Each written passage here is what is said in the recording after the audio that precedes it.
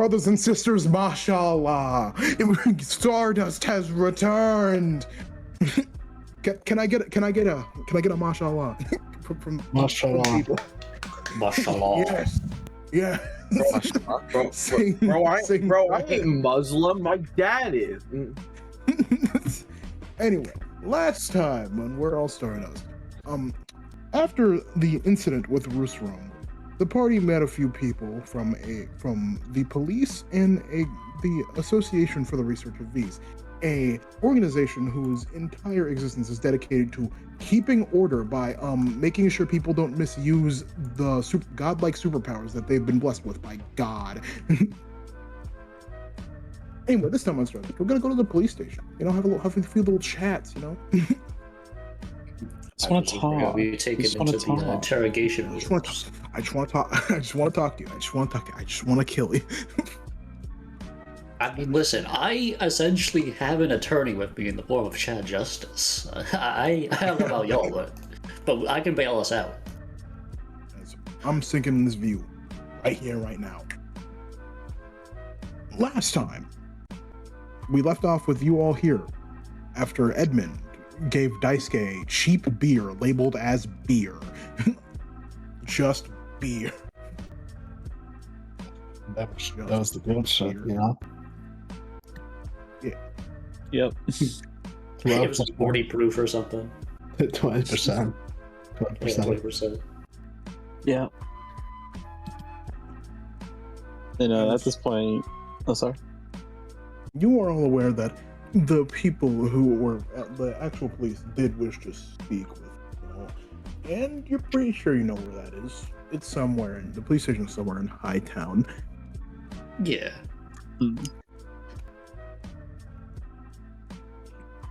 Well, gang, I believe we should head out and converse with the police officers about, well, not necessarily our current situation, but our previous situation regarding the fight against one Bruce Rongel. Of course. I'm sure wherever Sagittarius is, he will follow. I'm sure he will. Yeah. Otherwise, well, I mean, honestly, I hope Sagittarius doesn't trouble the law. That's another thing we need to deal with on our plate. But that's just me assuming the worst.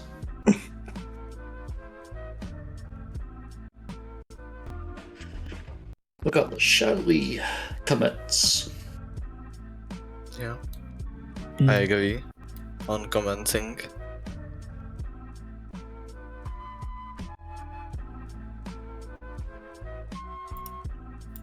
Well then, it seems worth keeping it quick and concise. This collective of we're keeping it goons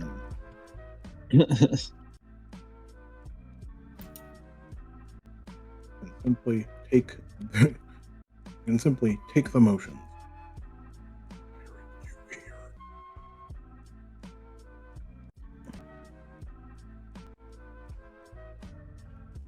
It's dark.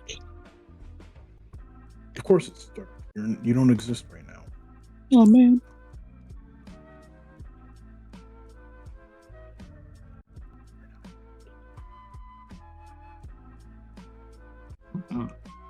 Sink. Patience, child.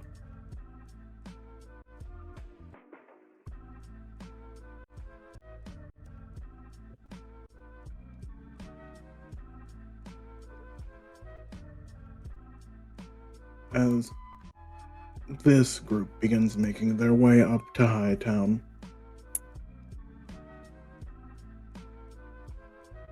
Man, how close is Sparkly? Your sparkles. What? Sparkles. Sparkles. Nope.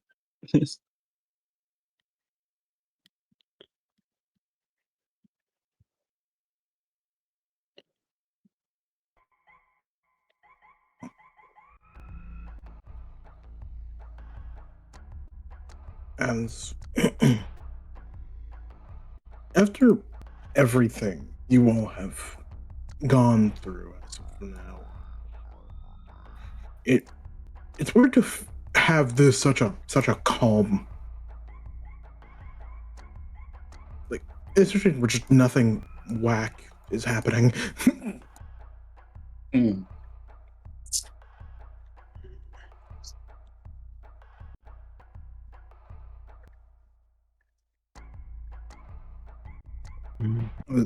Honestly, you all have been going through a lot of bullcrap as of recent, and it is unusual to just be able to have a quote from what you know, a casual meeting.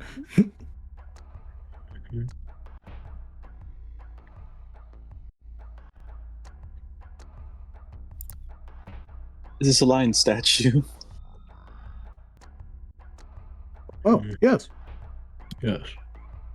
I was about to say, what kind of lion? Probably not the lion statues you're familiar with. Oh yeah, it's probably not. It's not one of those statues. It's just a lion. Just a lion. So smooth. That's all he says.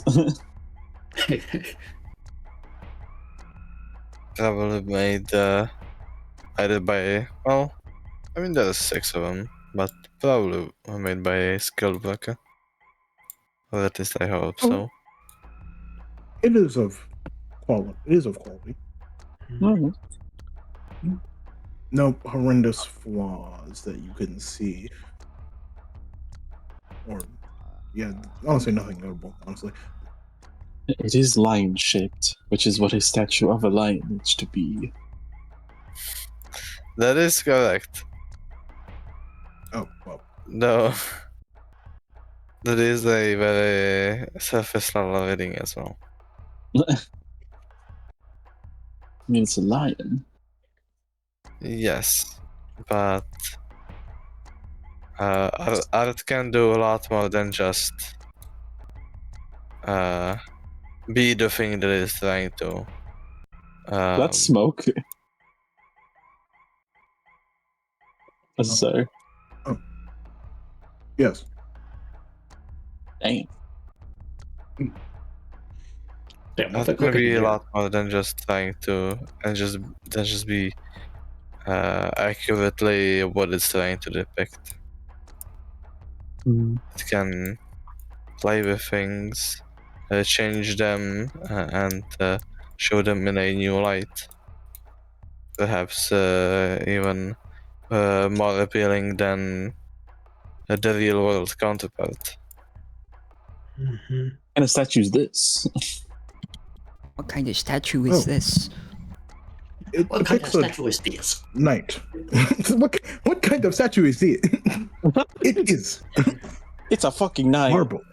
It's Pikachu! It's a knight. Yeah, I feel like Daisuke would've, like, he knows what knights are, it's just that he has never, like, seen, like, depictions. He's very fascinated. I will be right back. No worries. For now, I will begin moving the party. The party shall be moved. Okay. It's fascinating how different places have the same concept value of a warrior.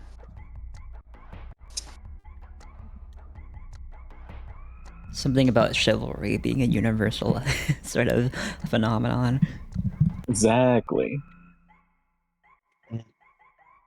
While knights are cloaked in steel and iron, many samurai are cloaked in light leather. We also have iron, but that's more rare.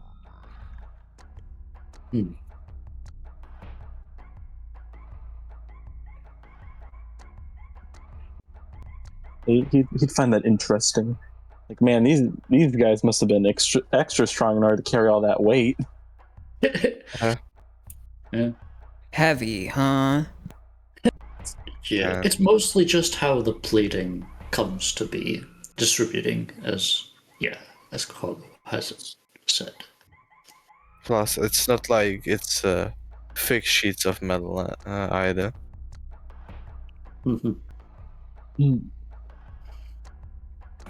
As you all make your way through the walkways, these long ventilated alleys of Hightown, you begin to actually be able to hear a more greater bustle. Most of you remember this place. Yeah, That shopping district. save ass for doesn't. Daisuke, but yeah. Yeah. Other than Daisuke's not been here even once. Nope. You guys gotta help Yeah, me. we're, out, or else- we're essentially just dragging Daisuke through Huntown. Just for the first time in his life, for a police interview, no less. Daisuke does not remember. He understands the concept of authority. He does not understand the concept He of wasn't even scammers. Yeah, he wasn't here yet. Yeah, he was not here. His ass was not here. Yep. My ass is going to get pinned for a crime I did not commit. As you don't know, it's take a right. Yeah, Ah. here. I'm a fool. Fuck. Yes, that's yeah, I'm sure it's down this way.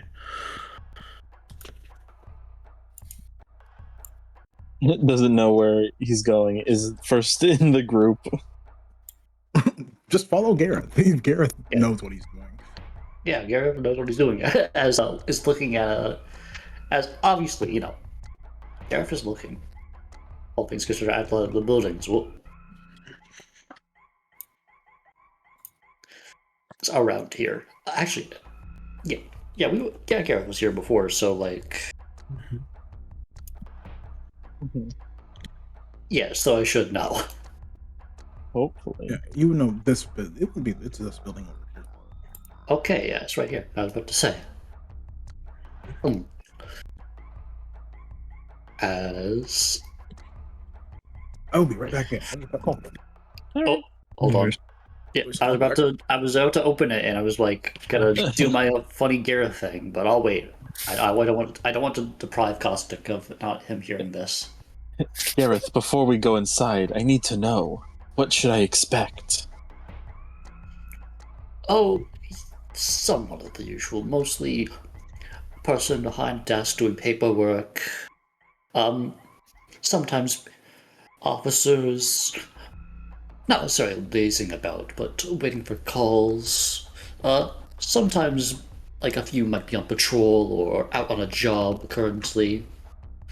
And though of course usually depending on the magnitude, they might be short-staffed. Though considering we have some downtime, and they did ask us for, a sort of recap of what happened during our fight with Bruce Rongle, I feel as though they'd at least have some people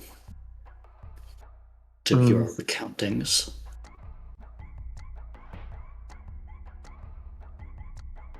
Hey, I'm back. Welcome back. I am back. The Caustic. door is open. Okay. I waited for you to come back so I could do this. Anyways, opens door. Sorry, I need to get into mojo of this. It's been so long. People of D17, I am here. Anyways, as Gareth is going to hold open the door. You would see a large man walk around the door. Oh, good evening. Good to see you people. Yeah, we have someone who would like to speak with you. Don't mind him. He's a bit creepy, but he ain't no danger to you. He's a bit weird, though. Yeah, weird. That's the best way to put it. I'm sure it's fine. We've encountered some such individuals before. I mean, heck, we encountered Bruce Rongle. So, I'm sure it's nothing we can't handle in terms of weirdness.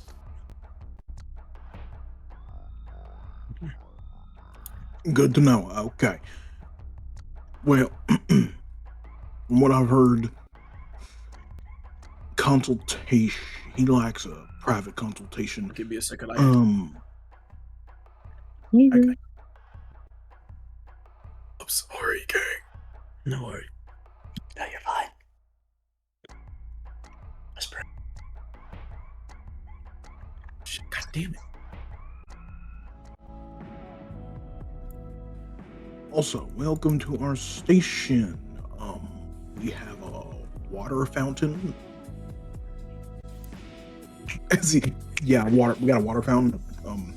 He walks up to a You counter. gotta. He holds up a peppermint cane. Yeah, few of these. Wait. You got a water fountain inside? Yeah. That's.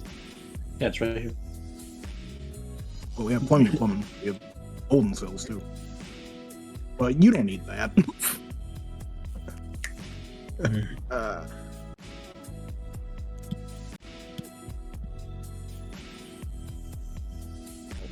Anyway, about down here, if you all will follow me. Certainly. Alright.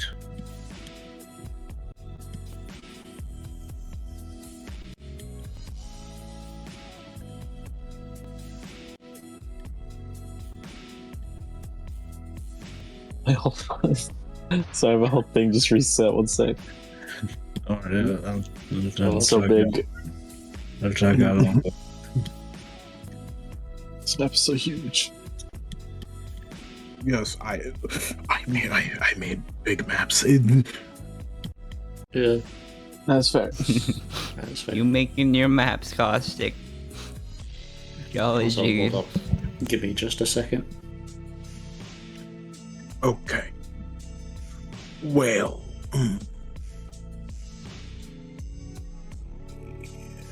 That'll be the door right here.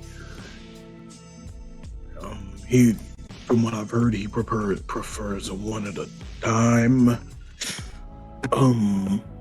If any of you want, you can have a seat over here. As he enters another room. Okay, so who's going first? Well, it all depends on who has the most information that they can provide, as well as how accurately they can get our stories straight. So, Everybody collectively looks at Gareth. oh, I mean, don't get me wrong, I am quite a sharp individual. However, I would more so employ our good friend Carlo to go ahead and recount our events with Bruce Watchell, if it is by no means no problem towards you, if in doing so. Yeah, I don't think it's a problem. Just let me collect my thoughts for a bit. Of course. Just to recount what happened for myself, so I don't stumble over my words. Mm-hmm.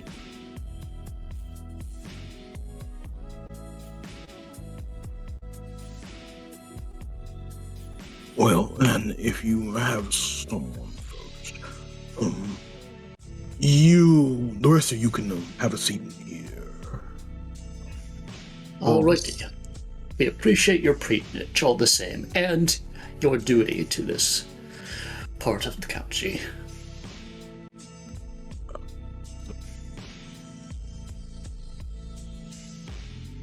The man, he looks stressed. Like he looks like he's in a state of mind currently.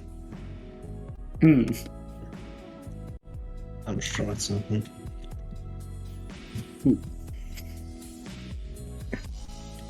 As we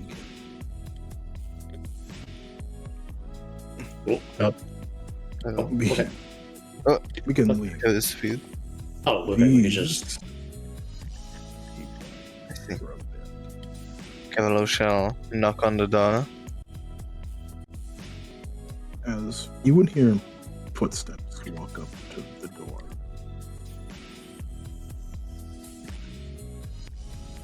As you feel a bit odd.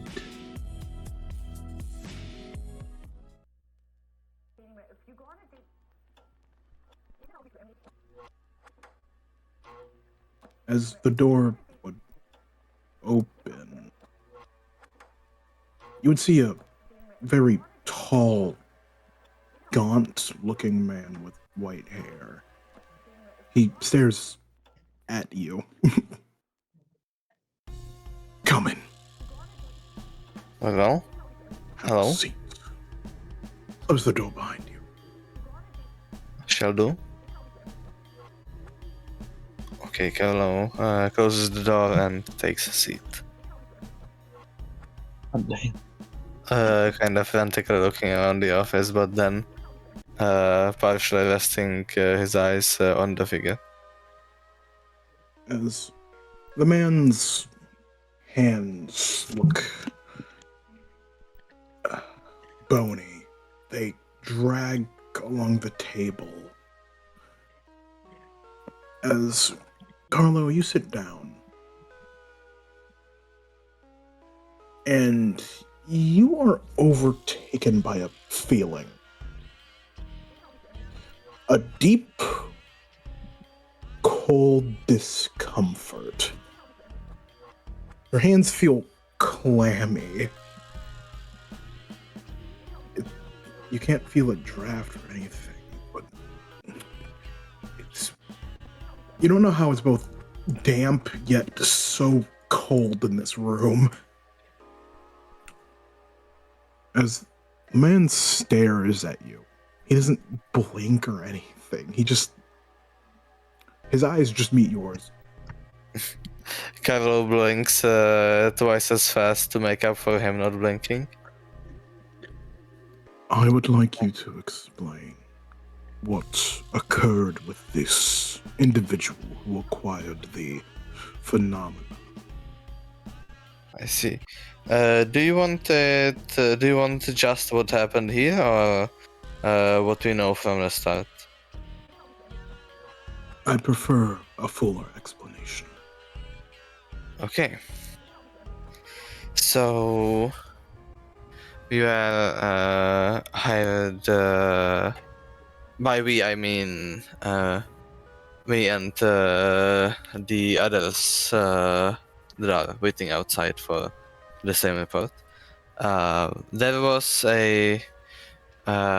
So one of us wasn't there from the start, Daisuke. Previously, we had Sobaka on the team, but she at one point vanished. And yeah, as I say, Daisuke took her place. But yeah, we were hired by the Quick Jobs company to help essentially with the crime and stuff in the city, since Hiro rightfully thought something fishy was going on. And after we returned from our first mission, we were trailed by a figure. Later that night, portion of our team saw that figure again and saw it going into the sewers. So they went after it. In the sewers, they saw a bunch of mutants made of meat, stone, and metal and stuff like that. But they also saw the figure, being called Riprong, I believe. Yeah, it was Rip Ronald, and then there was Roos Ronald. And then the mastermind behind this Rusango. They also saw a figure. What was the purple guy's name? Let me check my notes. He said Corsto. Costo. Corsto. Yeah. Corsto. Then they saw also a figure with them, which we lovingly called the purple guy at that point, but later found out that his name was Costo. This Costo person was very large and imposing, and he seemed to be essentially the superior of Rustrango. As you say Corsto, can you roll me mental acuity? Yeah. Oh boy.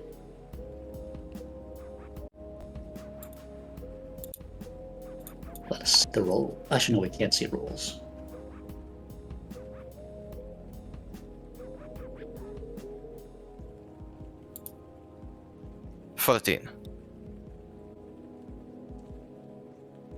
Okay. That seems pretty good. 14? Okay. As the man, you can see him, as you say the name Corsto, he blinks for a second. Like, as he looks at you, he notices that you notice that.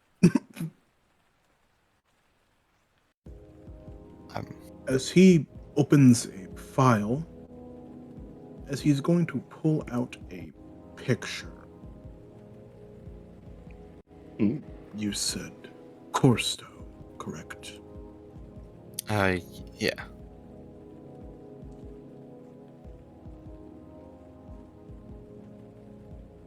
That is correct. As he would show you a picture of someone.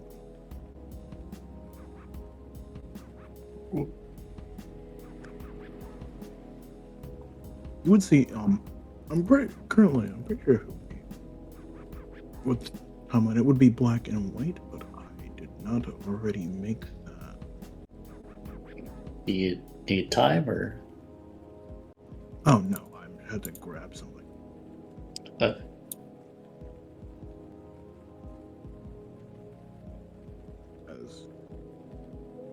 essentially, he would place down a picture with a much less large figure wearing a similar coat.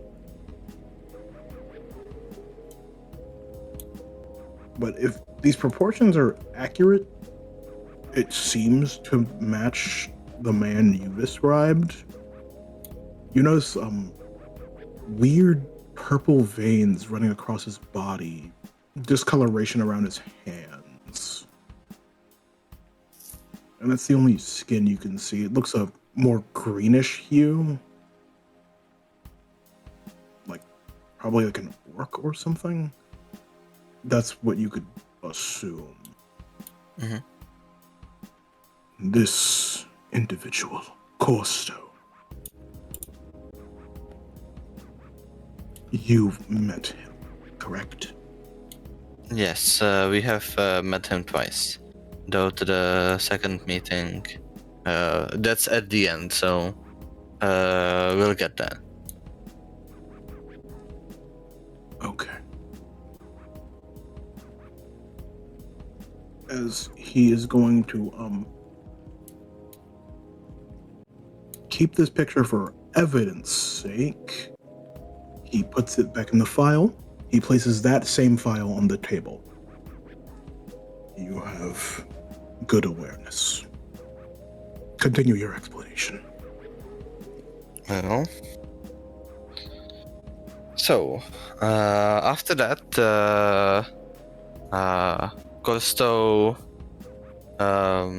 went away, and a fight broke out between the 3 team members and Rustrango and Riprango, in which they eventually ended up above ground, where the rest of the team joined them. However, at that point, we were able to finish off Riprango. I should mention Riprango, from what we could gather, was a essentially reanimated corpse of someone that is under the control of Rustrango. And it has some unique abilities pertaining to control of one's body. I should also mention that Rustrango was a caster that focused heavily on this flesh manipulation. So we finished off Riprango, but in trying to catch Rustrango, one of the team members got taken as a hostage, and to guarantee his safety, Rustrango had to be let go. And after that, we didn't really have any other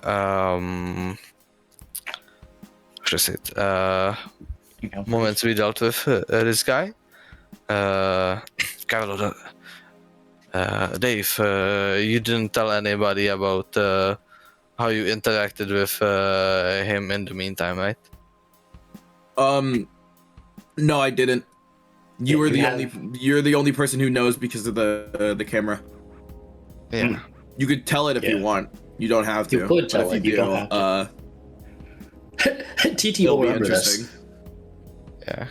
Carlo chooses to not speak about that one. So after that, we come to what happened in this incident. Well, we chose that Rustrango had enough of leeway, so we chose to deal with him as per the job as per our part in what we were hired to do for the Quick Jobs company. And so we went back to the sewers, fought through some meaty minions, fought and defeated the so-called Riprenzo, aka the reanimated body of Lorenzo, one of the king's brothers, whose body was left in the sewers beforehand, I believe. Was this another Feast-related criminal incident? I was not made aware of a Lorenzo.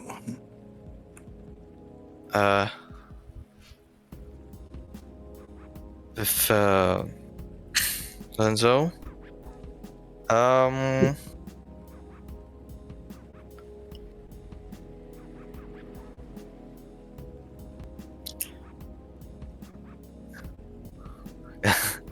how much do I say about Lorenzo?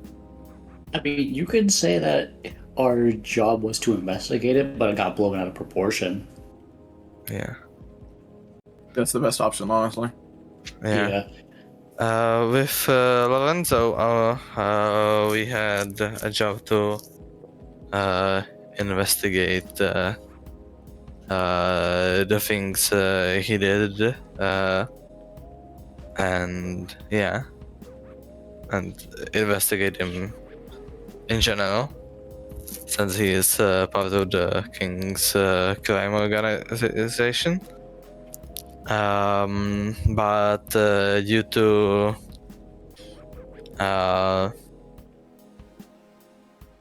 being split at one point, he got the upper hand on two of our companions. It got a bit messy. Okay. So, yeah, that was another incident where Whis was used.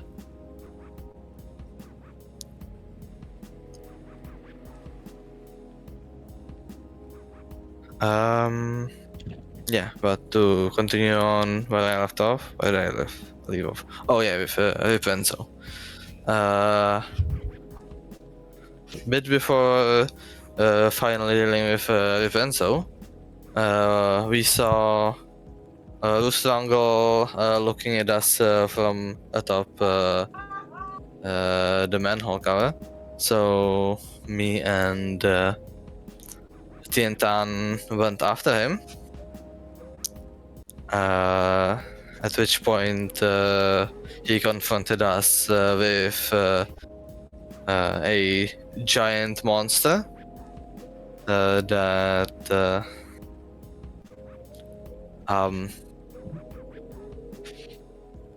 looked like a, if I had to describe it, like a giant yeti, I guess. Oh, yes. I've been this. Yeah. It was apparently stashed on the roof of a house, but I still don't quite understand how, since I think under that much weight, the roof would just crack. But honestly, impressive architecture on display there. If it stood up under that beast. Anyway.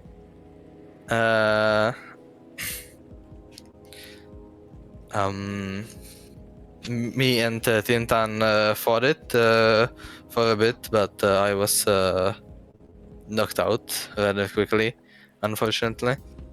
Until Heedle came and helped us with the fight. After which, the fight with Rustrangle went back down to the sewers while Heedle was fighting the monster above ground. Back in the sewers, the rest of the party was currently fighting off 3 members of the King.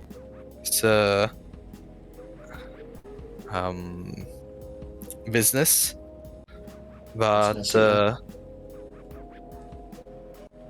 after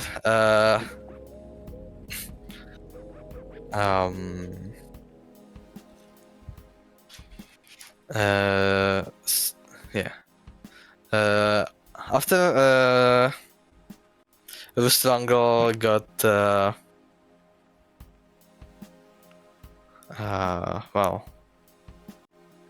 forcefully taken down to the ground of the sewers to escape his otherwise certain demise. He unlocked an anima at voluntas, which he then promptly used,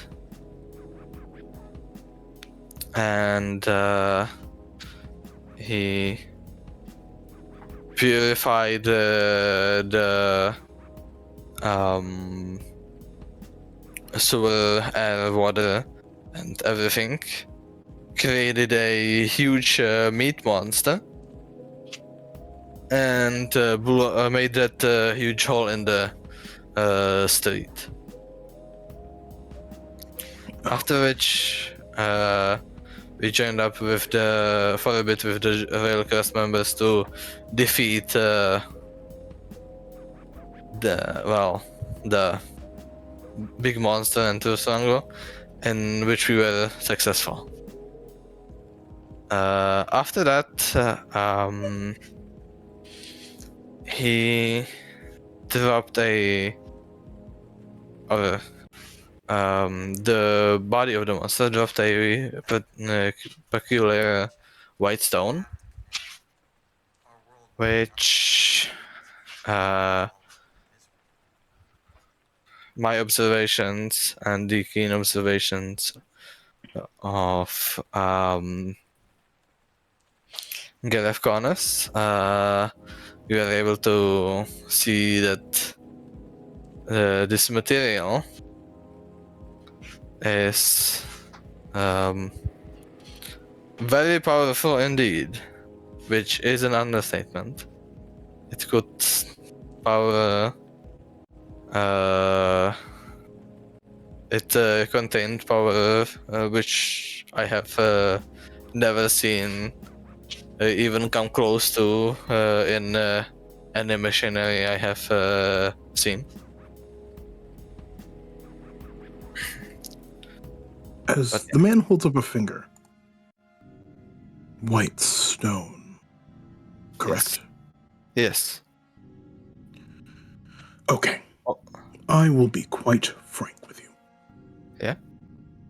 You've encountered an individual, someone who, for all intents and purposes, we believe to be dead. I am not an officer, of course. I'm a representative of the Association for Research of Vis. Mhm. You are a Vis user who is aware of the anima et voluntas phenomenon. Mhm.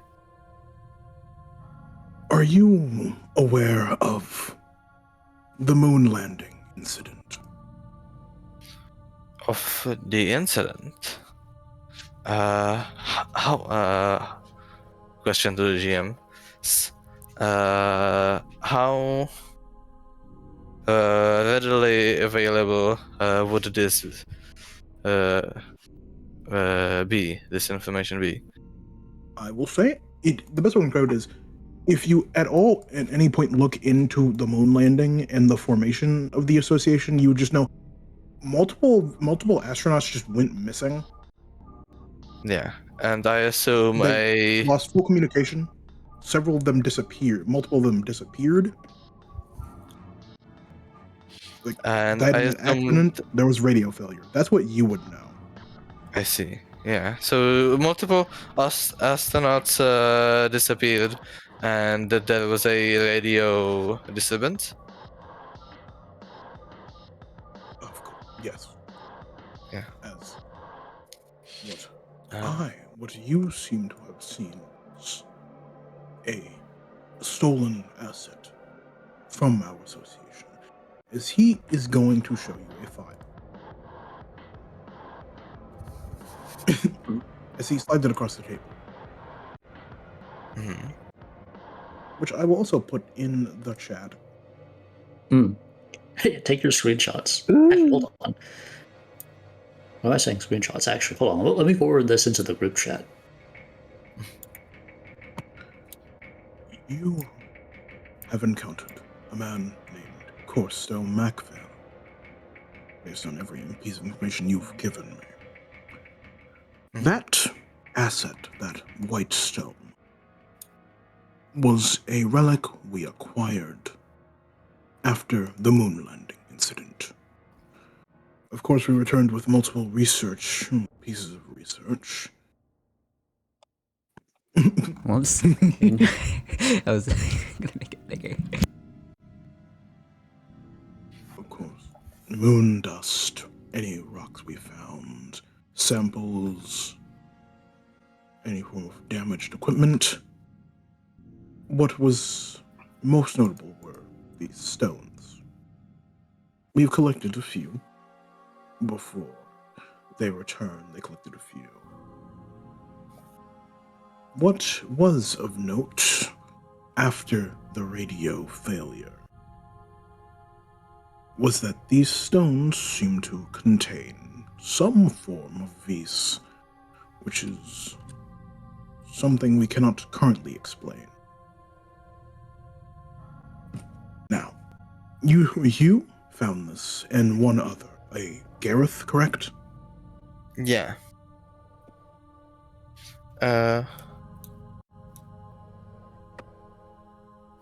He. You two are aware of it. Yeah. Another thing which I shall mention, I'm sure Gareth would have mentioned it himself if he was here, but his Vidavis allows him to observe things very closely and to see weaknesses in things. He was unable to see weakness in this stone, essentially making it perfect.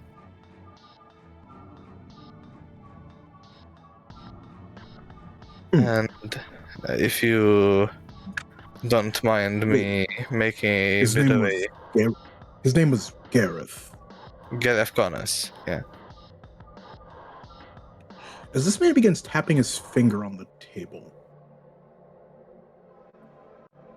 That's besides the point. Excuse me. Yeah. I got a bit distracted. I see. No worries. As he takes back this file. Yeah. There's a if you're willing to indulge a bit of a conspiracy theory, or maybe connecting things that I don't know if are connected. The train incident that ironically is also why we are currently here on this job, because the train hasn't been moving ever since. The train incident that happened recently. After it happened, there was a mysterious figure, which Gareth Connors also witnessed to be in the same way as the stone, without flaws, perfect. That is bizarre. Indeed. But we don't have any other leads regarding that. After me and Gareth witnessed the stone for a bit,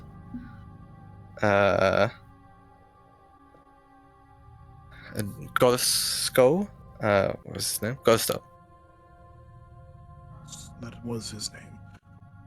Wait, which one? Gorsto or Gorsko? Cortisto. Gorsto. Okay.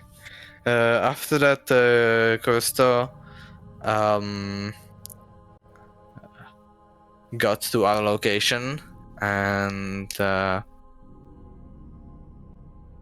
took the stone, which we are unfortunately unable to do anything about.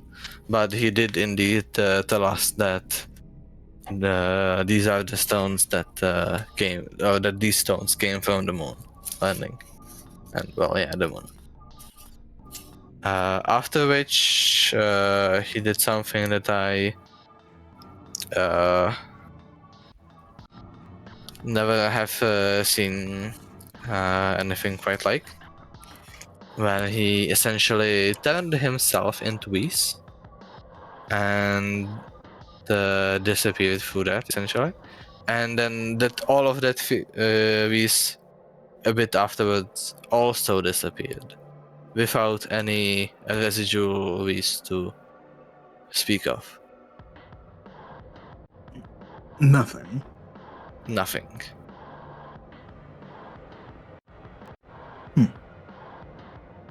Curious. that doesn't match any of our files about his ability. As like he begins flipping through this like file that had like a picture on it, that doesn't seem like an example of what his ability should do, is it? No. I see. I know I'm the one who's supposed to be giving information, but would it be fine for me to ask what his ability is supposed to be in case we run into him in the future? You were more than aware of the moon rocks. Hmm. Have you heard of a King Seeker incident? A King Seeker incident? Yes. Uh, Have you heard about that? what can I have heard about that? As I will explain now, you would most likely have a vague understanding of a, quote, King Seeker incident. It occurred in the center of the continent you are on. It was a event in which someone acquired an ability known as a testamentum. In the region known as Rovering. For roughly a week or so, no information was able to leave this country. After roughly a week, you are aware that several members of the association, including 3 members of a group known as the 26, were able to take down the King Seeker. It's never really been explained or published exactly what happened, but you know that happened.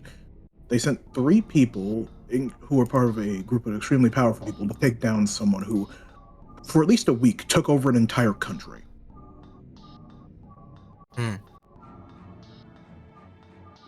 Actually, that. Oh.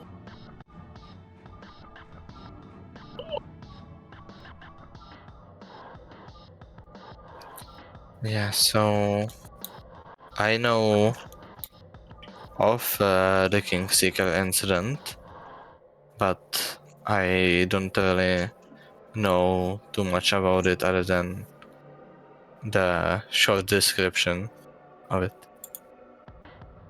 Well, he was previously assigned to the association, tasked with research of the area. Mhm. He is now currently wanted. I myself do not have a full understanding of how it worked. Based on all the information we had, his ability involved a concept based on alchemy.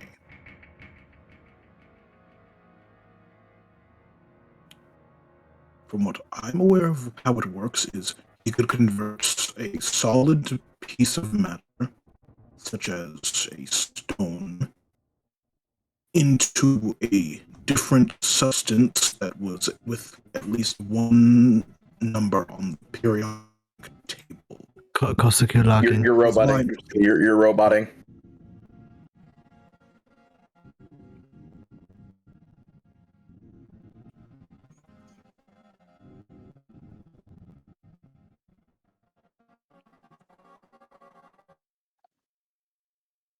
Mhm. Oh. But was she saying anything? Poor Waymo. I think his internet's just cooked. Yeah. Yeah. Oh, Give him a second. I'm also gonna Well, it looks reconnect like we're him. on break for a little bit. Yeah. Hmm? no. It seems that Okay, I don't think I'm roboting anymore. Am I roboting? No, Uh, No, you're good. Yeah, good. Well, Okay. his ability involved a concept I based think- on alchemy. Hold on a sec. Mali stopped, I think. Passed. Right? Hmm? You said you paused, right? Yeah, I said I unpaused. No, yeah, she unpaused. Oh, okay. Sorry, my bad. To put it in simple terms, if something was within one of a material on the periodic table that he could touch, he could take it one step up or one step down on the periodic table. From what I was aware of, it took him roughly an entire minute to convert something such as titanium into vanadium. Mhm. To move something just one up the periodic table. What you described him doing does not exactly match what we know he was capable of. Yeah. I see.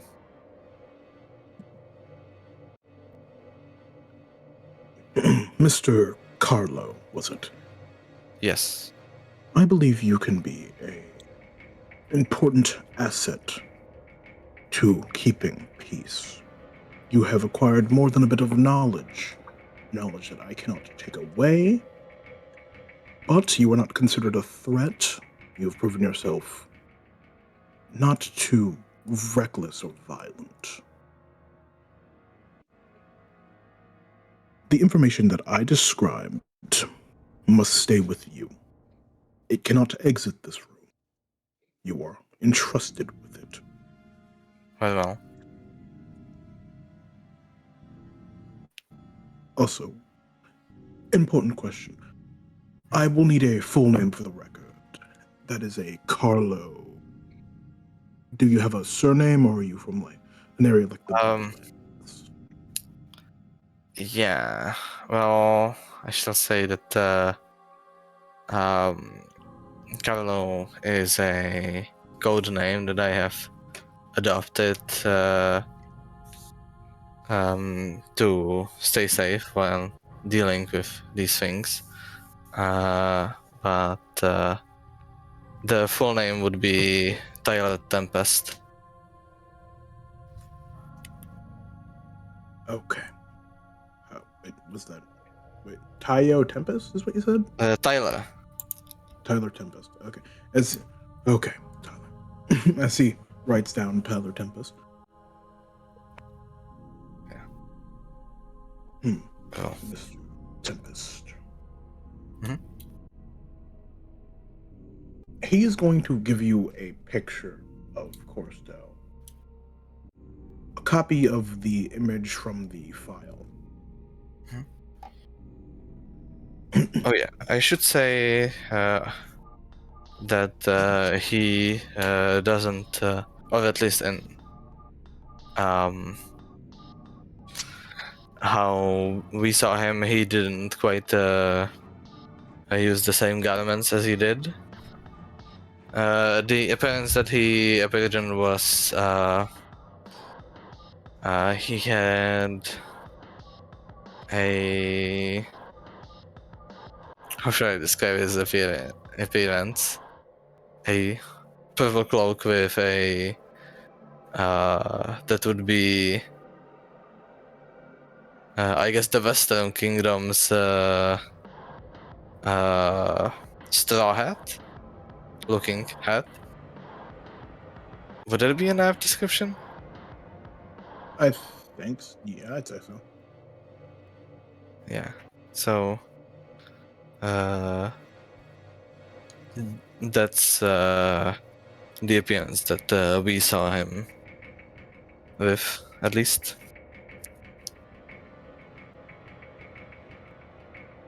That is good to know.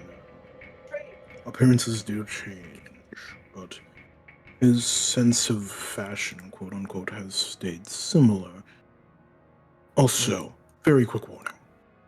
Yeah. The information that I've told you that I would consider not open for a discussion, such as what his ability does and any other revelations private to this conversation, I do not recommend you attempt to speak them. Well.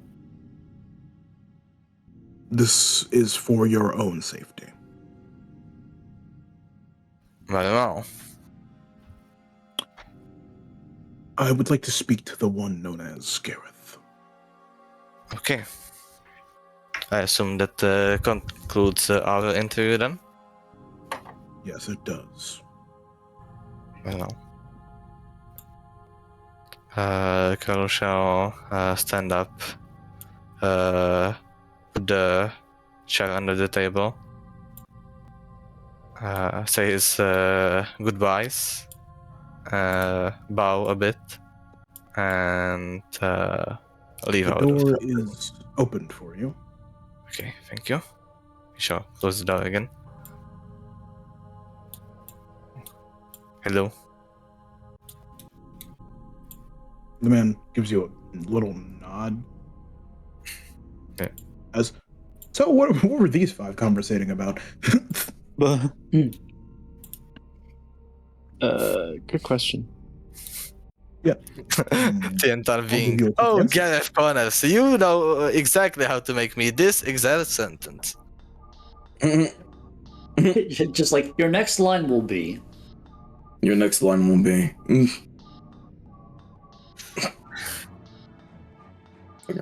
Your next line will be. Your next I line will think be. Carlo's been there for a long time. He's surely around the corner, isn't he? You'll never guess my next line. Well, knowing Carlo, I presume he should be wrapping up right about now. Oh, hello. Oh, hey, Carlo. I'm done with the interview. He asked for Gareth to go next. I see.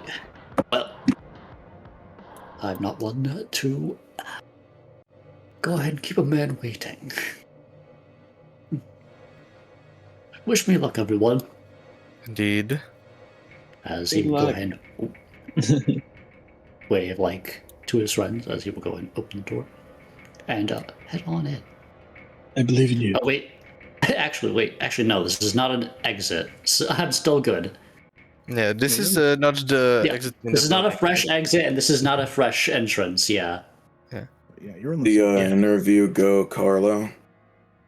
I mean, I just described what happened between us and Rustrango.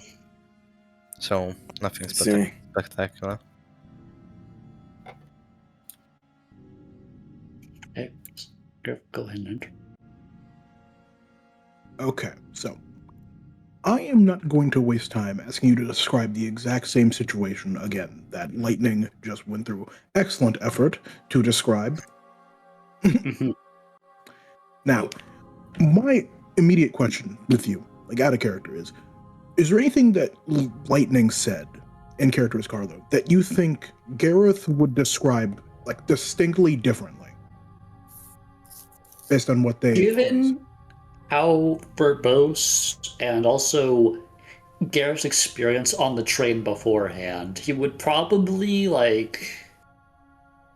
show emotion, like when he is describing how perfectly Rock and the person who was perfect during the train incident was. Like, I guess way I could describe it is Gareth is normally charismatic, not full of himself, but very sort of personable. Yeah, personable. But when he's describing things in perfect detail, the mask kind of slips and he just kind of it gets real for a second. As I presume also you probably describe in detail what his ability could fully do, or at least to him at least, much like how Carlos described it. As he would go ahead. Ask you, would you like to go in depth in character for describing your ability? In depth in character. Okay.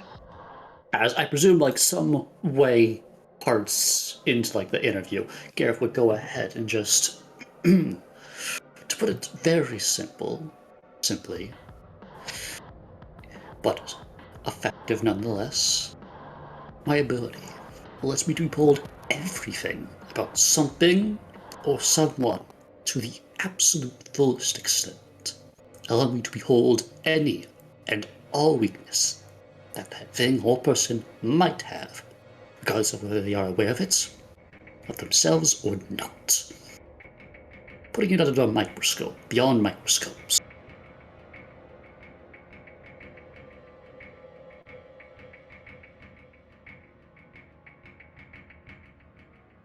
As... Anyways. So is it... Mr. Gareth Connors, was it? Yes. Okay. Gareth Connors, how long have you had this ability? Well... That is a very interesting question. To answer that would be to answer how I got here, first place. Considering I didn't exactly used to be like this, you know. I didn't exactly used to pride myself on my appearance or my ability or really any of that sort. Until I came across an epiphany. A sort of second coming, if you will. I believe, if I remember correctly, it occurred during my teenage years, roughly. And from there, I decided to take up a new mantra, a new attitude, a change from the old Gareth Connors from before. To do myself one better than I probably could have settled for. And to hopefully improve others, since, given how my ability works, I can essentially teach people new aspects that they probably wouldn't be able to lightly observe on themselves. Well, actually, no, of course not. That would require permission on your part, as well as anyone else, if I want to use my ability on them, since, again, it kind of goes a bit deeper than even I would like to admit. Sometimes it reveals secrets that others are not too fond on revealing. As Gareth, can you roll me mental acuity? Okay. This is not really... Yeah, no, this is not that. Yeah, I get no bonuses from this. So yeah, just straight mental acuity. Go ahead. Oh. That is abysmal. I'm going to use Resolve. On a 1 that I just rolled. Okay, that's slightly better. Actually, wait, that's actually a lot better. Hold on.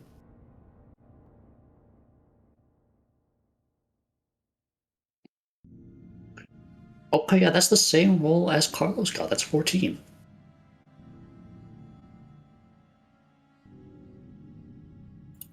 Are we smart today? Gareth, this man has been, of course, very, very calm. Honestly, best describe as deadpan. He doesn't really show much emotion, except you would have seen like little breaks, he is clearly seems like he's clearly trying to hold this composure. As when you described your ability, when you said your name, Gareth Connors, over and over again, he kind of looked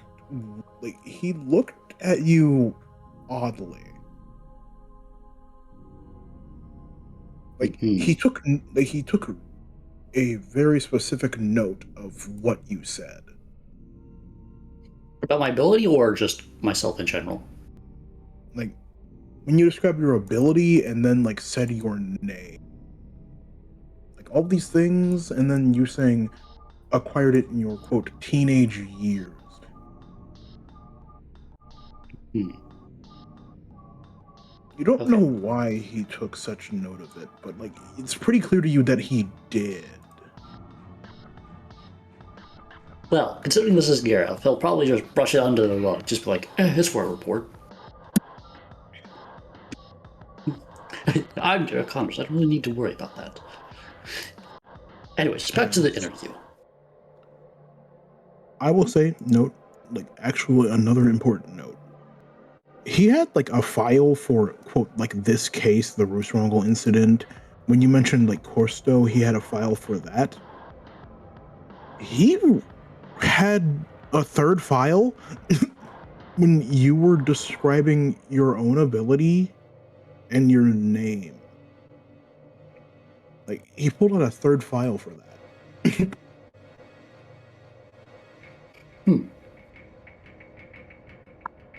Okay. I would see this. Like, these are like on the desk, yeah, and then there's like the file tile like on front and center on like the document.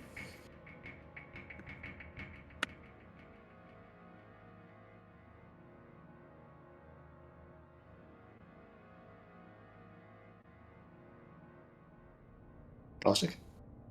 Yeah. Oh, I said yes. Like you were aware. You saw that. You were aware of that. Okay. That would definitely get Gareth's attention peaked again. Like, this is something that he could not really brush off as, just like an odd sort of like interaction. But regardless, he's going to try and keep this, be as professional about this as possible without, like, digging into this. Because, this is the Beast Foundation. They have their reasons for things, even though Gareth might not understand what's going on. Okay. Mr. Connors. When you viewed the stone from the moon, you described it as perfect. Yes, simply and utterly. No blemishes, nothing of that sort.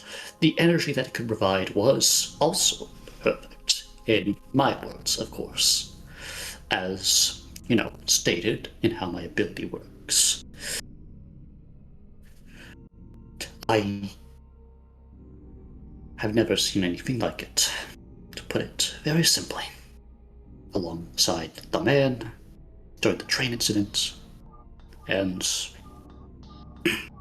that stone before. Actually, speaking, I think like one detail that Gareth would get different is his encounter with the train during the train incident, where said perfect man walked up to Gareth, or not even walked up to him, teleported into his face before he could react, and essentially said he'd be keeping an eye on Gareth. Oh yes. Did this figure, this quote-unquote perfect figure, identify themselves? No. Not at all. Like, there wasn't really anything I could glean from them other than they were perfect. It's kind of a double-edged sword, you see, with my ability. When you're able to observe everything about a person, you kind of lose the smaller details. It was like a giant wall of perfection, as it were, and I couldn't really, dig any deeper.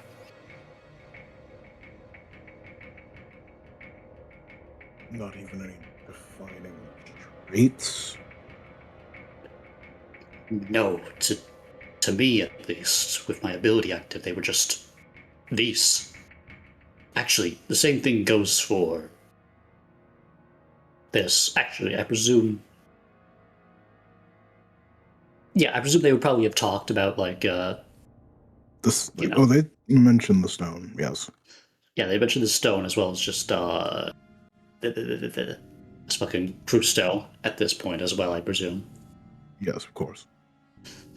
This crystal character, they also appear to be just these. Like, they don't really beings anymore. Christo especially seems to just be a pile of almost inanimate object piled by beast. That's what my abilities are. That is an odd description.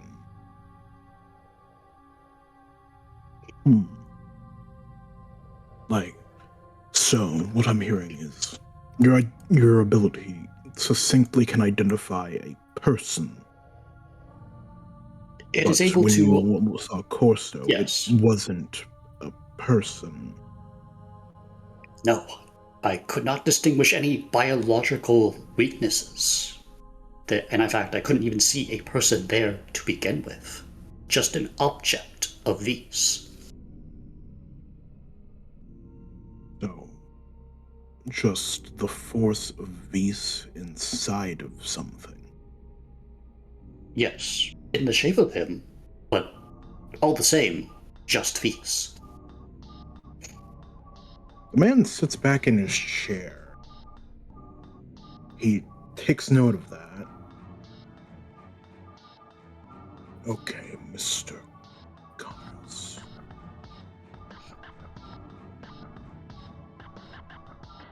As he purses his lip. Well.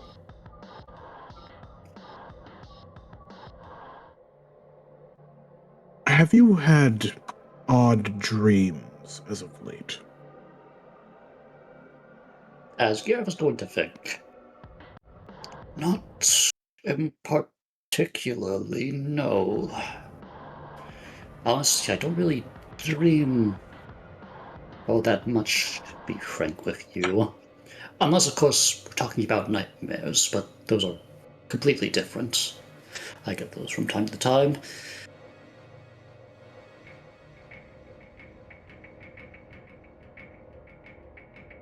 As nightmares? It's nothing too major, at least too specific. Just your standard affair, just in a dark void. Probably like staring down at the ocean in the middle of nowhere. White void, that sort of thing. Loneliness, essentially. Considering my job as a sole problem solver is a lonely one. I do hope I can expand the numbers one of these days, though I'm sure with the help of my good friend Chad Justice, it'll come to fruition one day. Has Garrett spoken of Chad Justice before he said that in this conversation? I would probably have brought it up during the train incident where I had first contacted Chad Justice upon like arriving in like the hotel, as well as explaining how like the whole situation revolving around never mind that, and how it was blocking like information from passing through.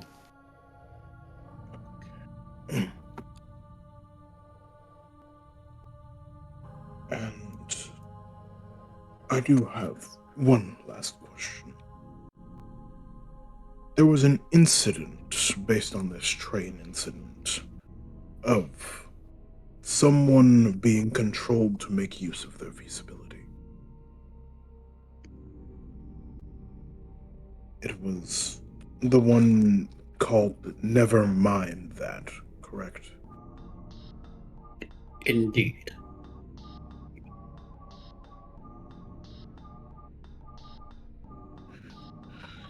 And you, at one point, were under the control of it, correct? Yes, as unfortunate as it is to say. Luckily, I was able to break out of it soon enough. Granted, with the help of my friends.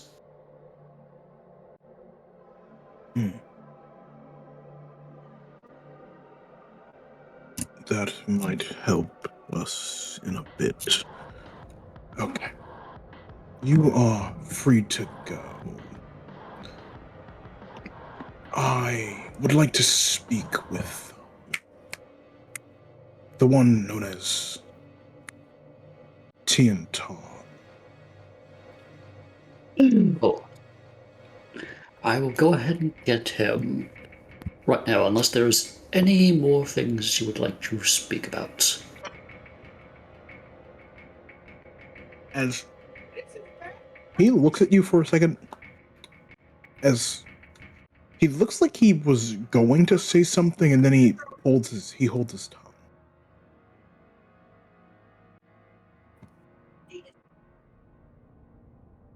I'll take that silence as a no then. Alright. I'll go ahead and grab TD for you. It was a pleasure doing business, recounting these events. Of course. As Gareth kind of like tips his hat. Opened for Gareth.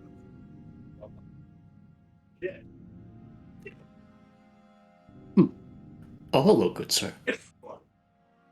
As the officer gives you a nod, as you can open another door, and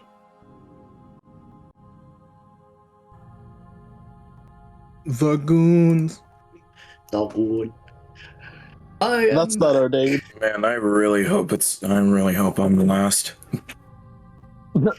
Well, bad news for you, my friend. You're up next. God damn it. Oh, don't you worry. He's a fine individual. I'm sure you'll get along with him just fine. Just say what needs to be said. Yeah. It's me up next. Yeah. Oh, I guess I'll ask you afterwards. No, what? As I want he to ask looks over at you, Carla. I just wanted to ask why you wanted to be last. If there's any specifics. I'm gonna move over to Carlo and I'm gonna get close to him. This place gives me a feeling. I see. Fair enough. Something doesn't feel right. Hmm. My gun isn't functioning, so I can't feel peace in the air. One of my greatest tools is gone. Yeah. So things feel like I am always in a constant state of, how do I put it? Stress. I feel like something's gonna happen. Yeah. Well, for now it seems to be fine. I can offer you a comfort hug if you want to. No. But yeah. Where my hug at? Where my hug at? Super senior. But while the person from the association maybe not the usual kind of person, he didn't seem to be playing the part of a bad cop. So, yeah. Keep that in mind. Alright. Tian Tong will step out the door.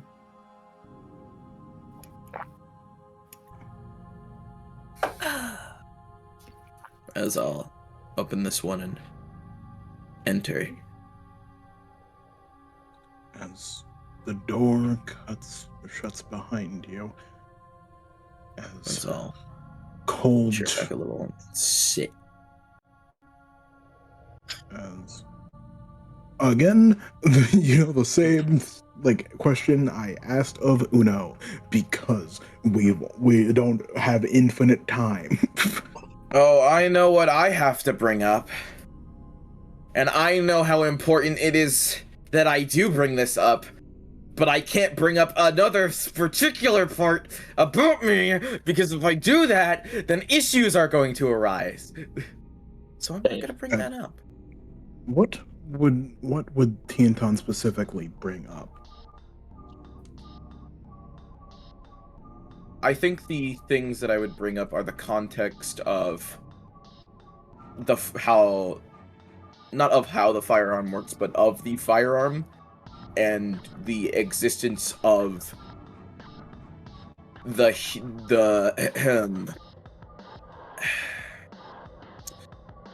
what's the name of the human race again? Voltan. Voltan, thank you. And the Voltan angel. And when we did make it to that train station, Gareth Connors got controlled by what it seems to be a Deus Vis. As he pulls out a file, which you can assume it, as you get a little peek, there's not that much text there. He's been writing it himself, meaning they didn't have a previous file on this. As Deus Vis. I'm quite knowledgeable when I've encountered something of that fashion, especially in the region of Territon. Most congregate in the west, in the western part of the world, a much more religious region.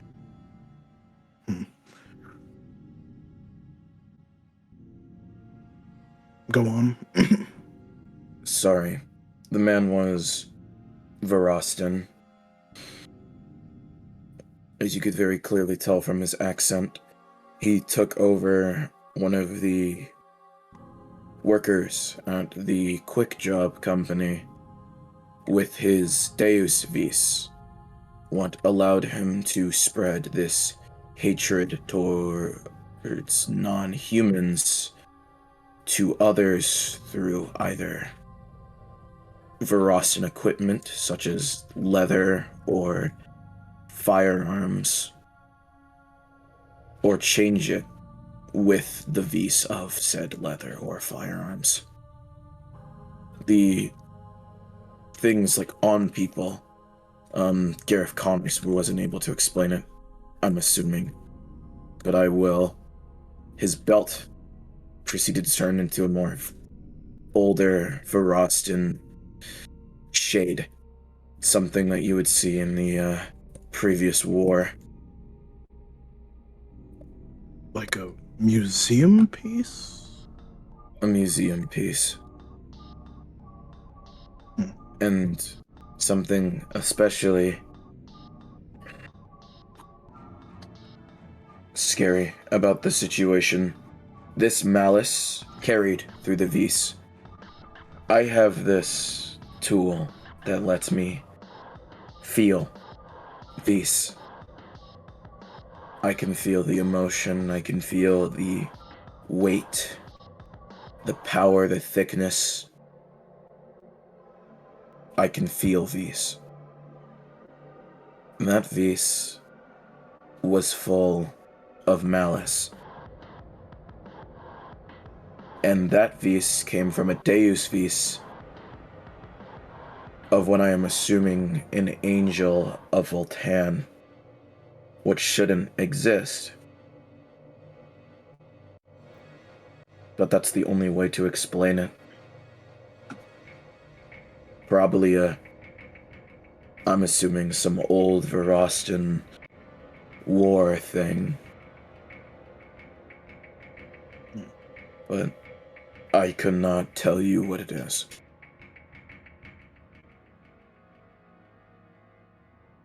As he jots this information down, could you possibly explain a bit more of how this tool functions for the record?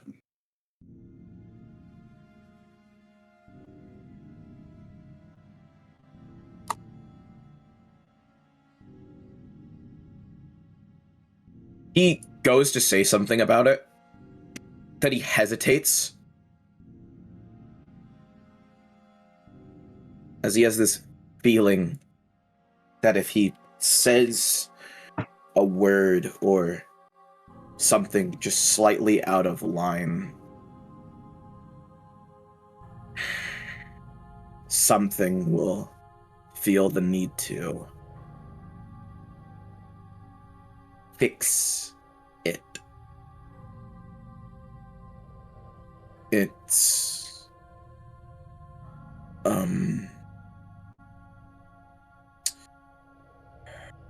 how do I put it? It absorbs vis in the general area and it can dispel it. And that's all it Reservoir does. device?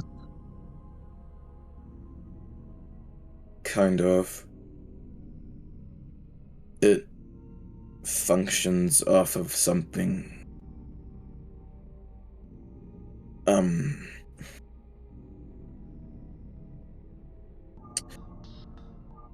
If anyone else was in the room,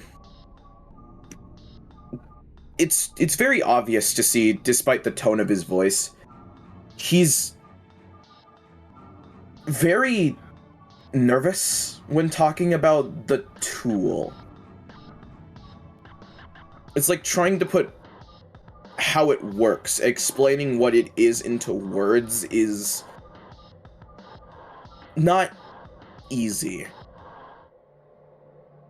It's more of a weapon of feeling, I'd say. So, it kind of, it stores it over time, and after either reaching a certain amount, I can dispel it through shots, or I can give that vis to other people in a way, I think. As he looks at you when you say give it to people, as he begins jotting something down. What, give to people? Based on what you're describing, it seems like it's not a reservoir weapon. I'm more than aware of many mystic tools, but that doesn't seem like the ability of a mystic tool that is in firearm. At least commonly. Do you understand how this passing to others of vis functions?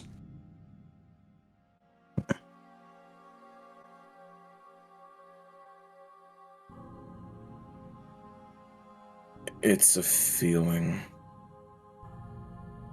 I can't fully describe it, but it's like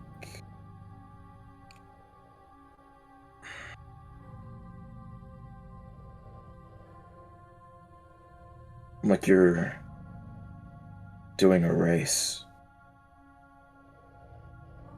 and you pass the baton on to another person.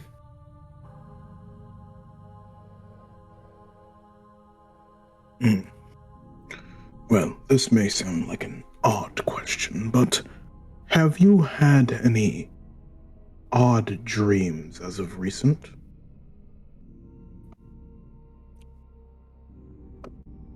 Hey, Costa, can I roll bravery against the unit? Yes. Thank you. I would love to roll with power.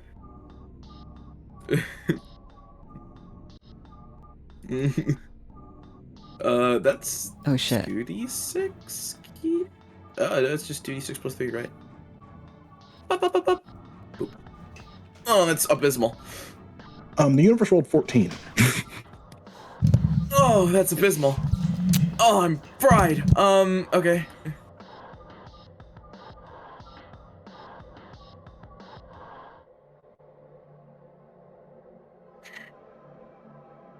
Go on, David. He can tell what he is about to say is a lie. This man standing in front of him could just immediately tell what he is about to say is a lie. But he could tell that he's too afraid to say something.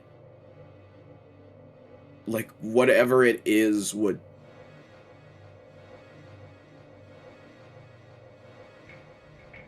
do something.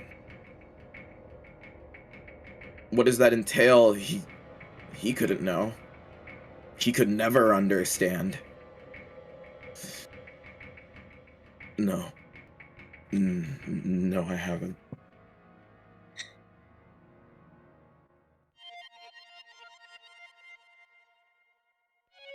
As the man looks at Tiantan, I think it would be common courtesy for you to take off your glasses.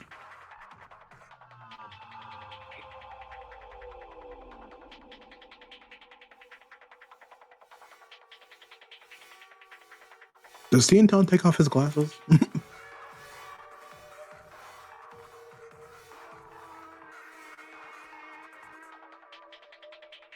I look at him first before I do it. Please.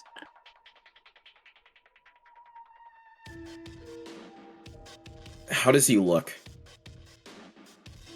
As this man has been stone-faced, all things considered. He hasn't been reacting. Honestly, you're pretty sure you realize you haven't seen him blink. You have not seen him blink. His hands are gaunt, pale, his skin just as so. Though it has, of course, a bit of color to it, he looks bloodless, is the best way I can describe it. You don't see that pinkish red, it's just a pale tan. And he looks at you. His eyes are cold, lightish blue, just stare into your soul. He has not broken eye contact.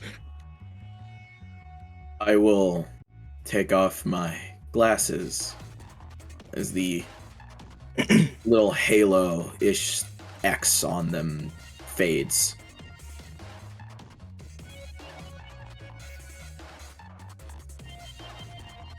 As he rests his hands on the table, are you entirely sure about the statement that you just made?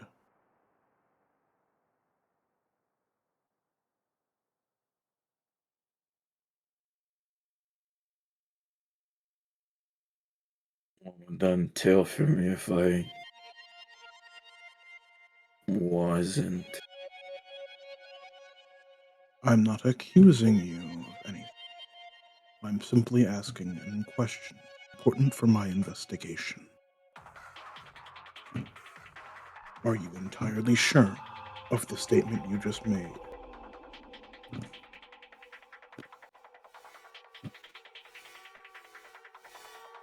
I feel like something's breathing down my neck. The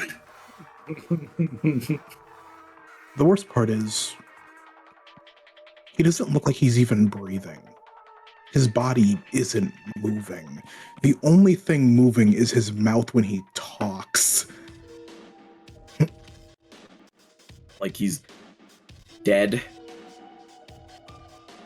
That's pretty accurate, yeah. Like he's nothing but skin and bone.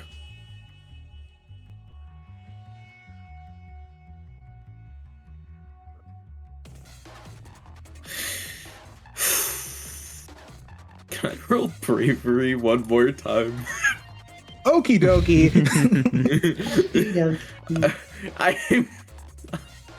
I feel something breathing down my neck. Oh, it's so... I keep rolling like shit. Listen, we could roll all ones. You just don't know. Universe rolled a 15. Why do all the bad rolls come with Tiantan into this fucking room? Why am I rolling good now? I was not rolling good earlier. Yeah, cause I like how it's, the funny thing is went also up by one. The funny thing about this also is that the previous two people to enter this room, Carlo and Gareth, are probably like one of the more knowledgeable people, and then TT comes in, and immediately the IQ floor ceiling tanks. Not even the I'm IQ, I'm just most. scared. Yeah. Yeah, more so just the rolls. There are things that you don't understand that are breathing down my neck. Do you know how much I've sacrificed? Anyways. But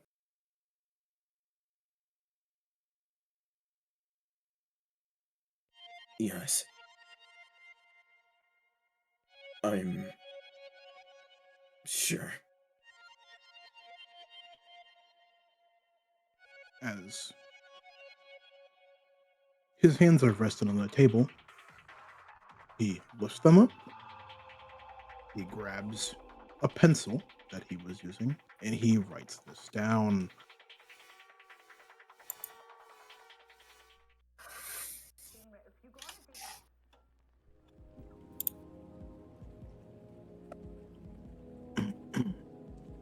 Good to know.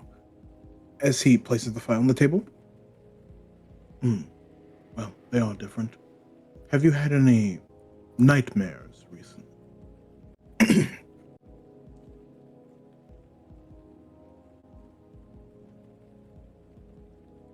I fucking hate you.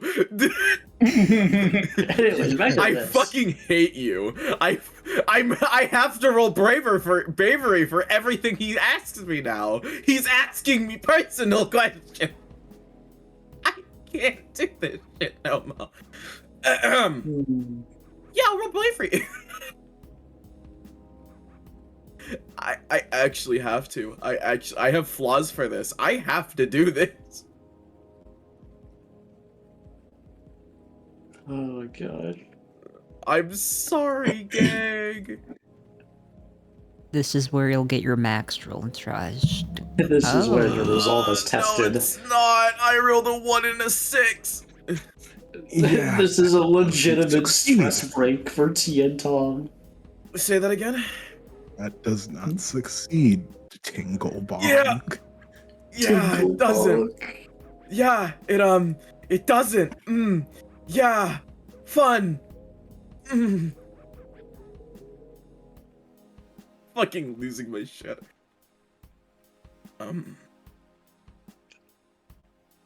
Actually, wait a minute. This time he tried. Actually, no, Garrett's not in the room. I can't pull my trait. Can I? Hold up. No, I've been running away this entire time. No, I cannot activate that one. I've been running away this entire time.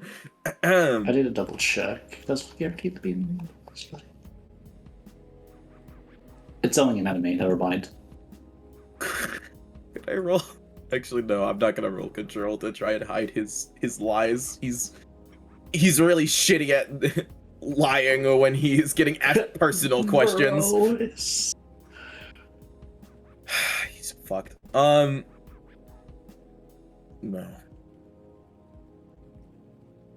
Honestly, I don't even sleep much. As he looks at you, have your encounters with Beast users inflicted some kind of narcolepsy? Do you struggle to sleep? I don't know if it has anything to do with.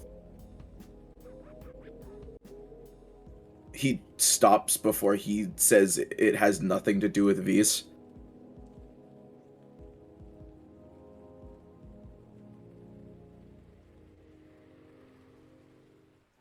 And he thinks about something. Something hits him.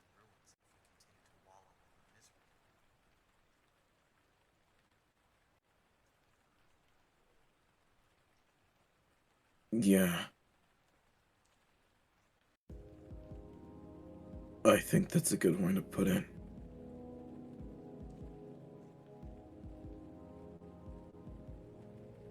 I'd say these users are definitely a reason why I can't sleep much.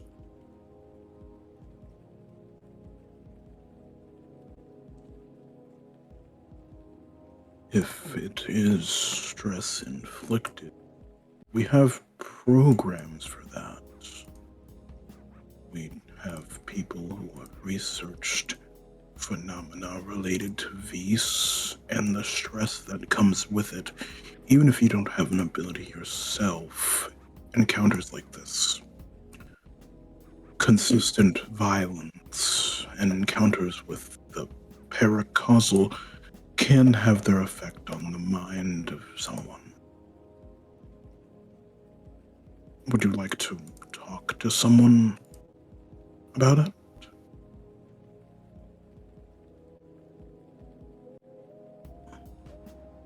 What time is it?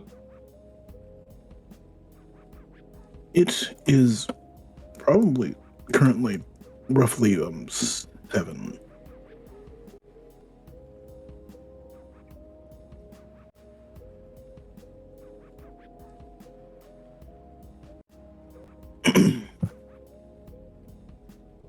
Yeah, that flaw is definitely gonna activate this night. Oh, fuck. Okay. Fuck this guy. Oh, why did he have to say, do you want to talk about it? Great, alright. Give me another universe. Give me a fucking bonus. I don't think you're getting a fucking bonus. I'm gonna be honest. The world does not like Tingle Bong right now. It doesn't at all.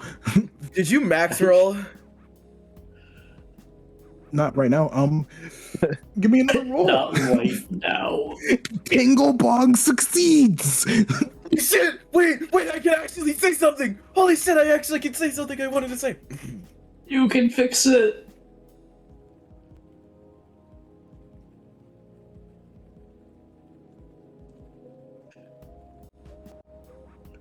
Hold up. I got a message a certain someone something.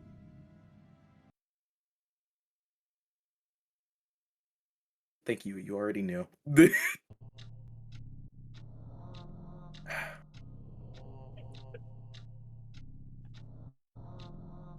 Sir, I'm gonna be completely honest with you. There is no amount of people I could talk to help me.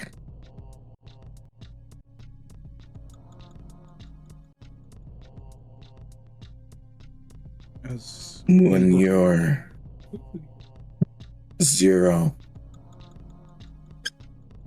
when you're 0, like me, it's like I could imagine like flashes of that moon man speaking to him as it flashes through his brain. Thoughts of times he spends with the party animals.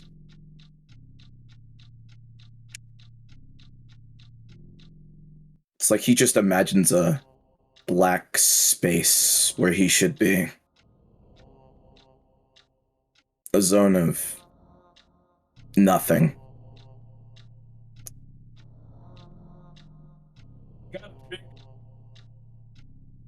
To have me... There's no amount of talking or people that can help someone who doesn't exist.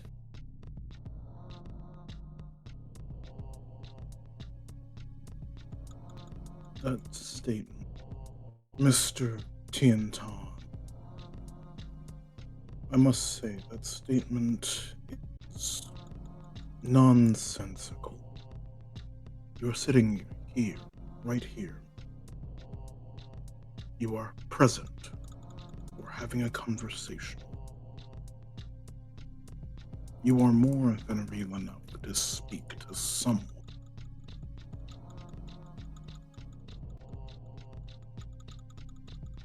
I think Tian Tong is dipping into something that he doesn't want to dip into.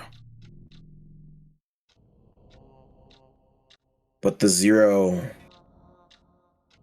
wills that into his brain.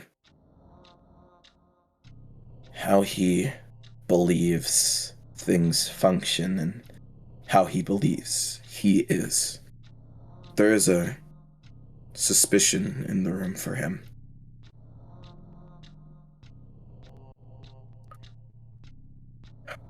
I would like to use a racial skill called Zero.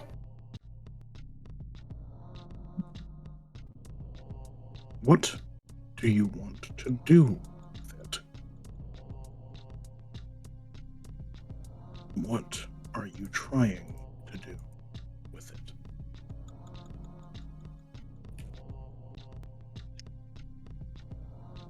I want to show.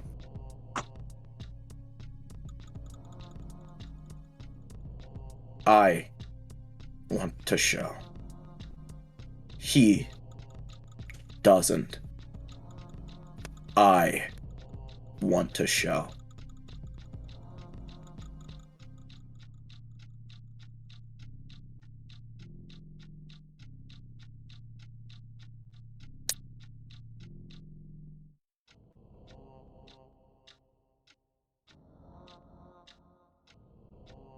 The man takes off his glasses. As he stares directly into Tian Tong's one eye, as he begins to melodically tap his finger. Tick, tock, tick, tock. Oh my, it seems I've made a great mistake. I need to get something for the record. What is your full name, Mr. Tian Tong?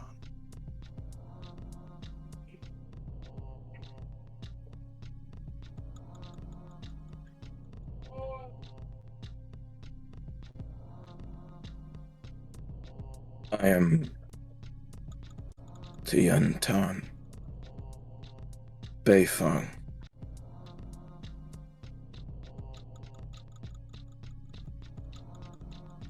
Some people like to say my name seems like a pun.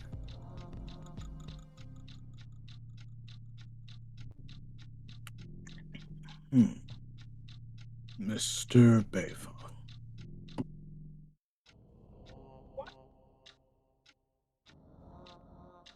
You're thinking about him, aren't you? Thinking about who?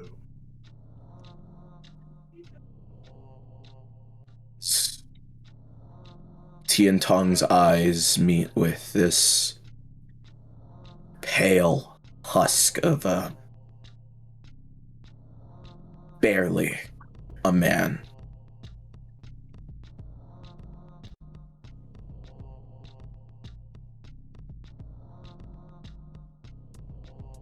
Crystal Sear Auto Works.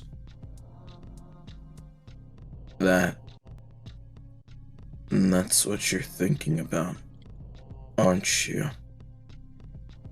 As he begins to rummage through his coat pocket, as he pulls out a file. Crystal Sear Auto Works is a privately owned corporation specializing in the creation of mystic tools, owned by a man Belial Baphomet Bay Farm.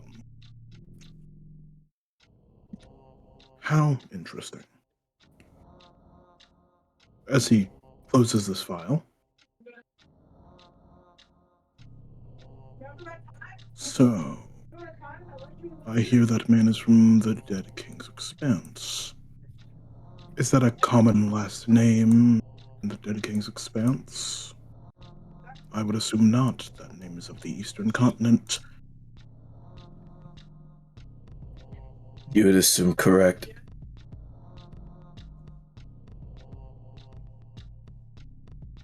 The last... So... You don't seem like a largely foreign person. Nowhere near a first or even second generation immigrant. The last time a large group of people from the Eastern continent came to an area such as that was for trade before the war began. When the DKE still had nations. That trade fleet. Eventually that trade fleet developed as those nations collapsed into a group known as the Crystal Seers. A large ruin hunting organization sought to find everything they could to make a life in a place that did not want mortals living in it. Living around creatures unknown, born from the corpses of the gods. They say those people became very good at the creation of mystic tools. Some say they have a knack for finding them, locating them. This Belial Baphomet Beifong seemingly acquired many of them in his travels to the DKE, reverse engineered them. The Association for the Research of Vis quite values his patronage. No, we are patrons of Crystal Seerata Works, acquiring valuable goods that many would struggle to recreate. One of the few organized groups who function like a mass corporation, who can mass produce mystic tools. Most who make them are artisans. This is for me? Oh, that's my mom. With what you've said, you imply that you have a direct connection with Belial, Baphomet, and Beifong. Do you share a clan? I assume an apt word for people of the Eastern Continent, especially in a region who had been locked in time culturally, would consider the term clan, correct? I would like to roll bravery one last time. To see if he'll lose his cool. I would like to add the flaw death to Seesaw. Of course. I will be rolling with +1. I rolled a 4. You fail.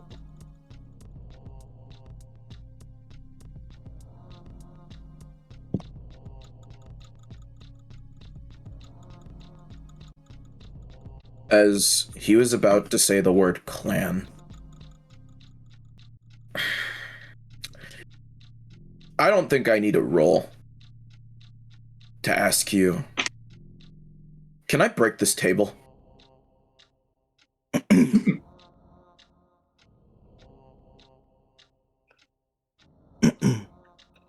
Oh, You can. you can't. Okay then. As Tian Tong stands up,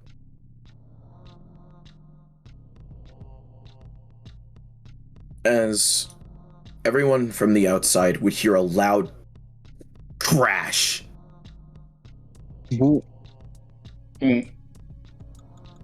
As his hand without the gun, his hand without the glove that was holding his glasses, as there is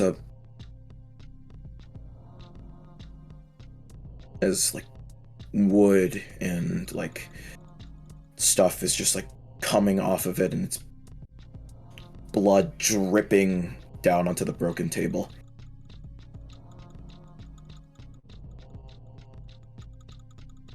Honshu is his name.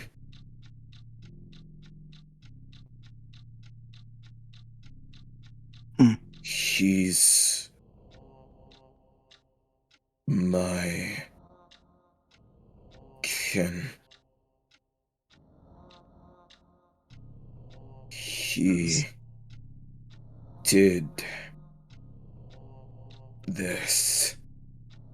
He caused this. If it wasn't for him, I wouldn't have this damn tool. I would probably live a normal life. A normal crew with normal people, and everything I did was taken from me because we just like to stay outside. As he looks at you, do you miss the simplicity of the DKE? Tiantan Beifan? I miss not being afraid.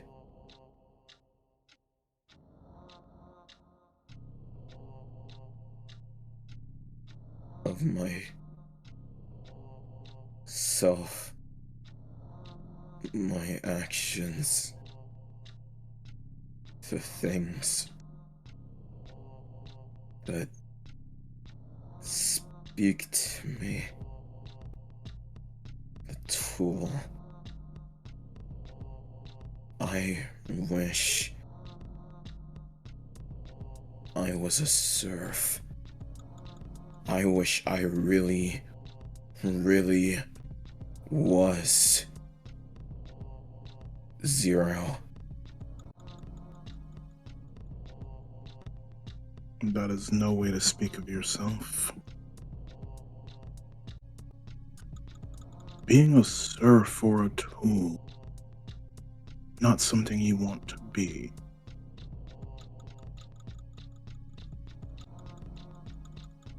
Having the opportunity to make your own choices is the common state of the world.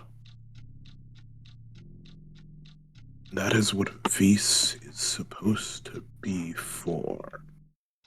It was given to us by God as an opportunity to exert our will on the world. And you don't seem to be someone who hasn't come to that realization, no. Someone who denies it. You don't want to make that choice. Do you want to go back inside, Tiantan? Are you afraid of being outside? Don't you want to live free? Be like him? The man. Han Shu, as you call him. He is outside. Yet you, even in the outside world, wish to be inside? Locked in this thought of zero.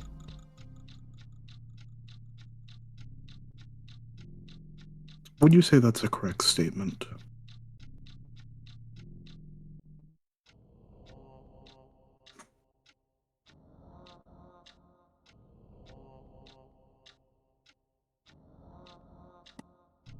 Hey, Caustic. Yeah? I'd like to make a bargain. Oh, And what's that bargain, David?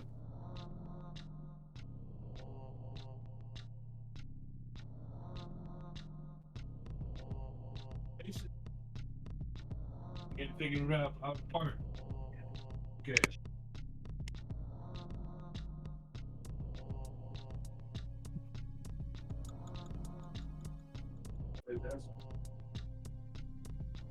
That's after all.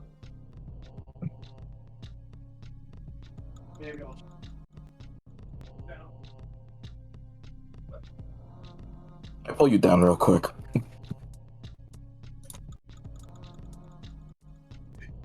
Okay then.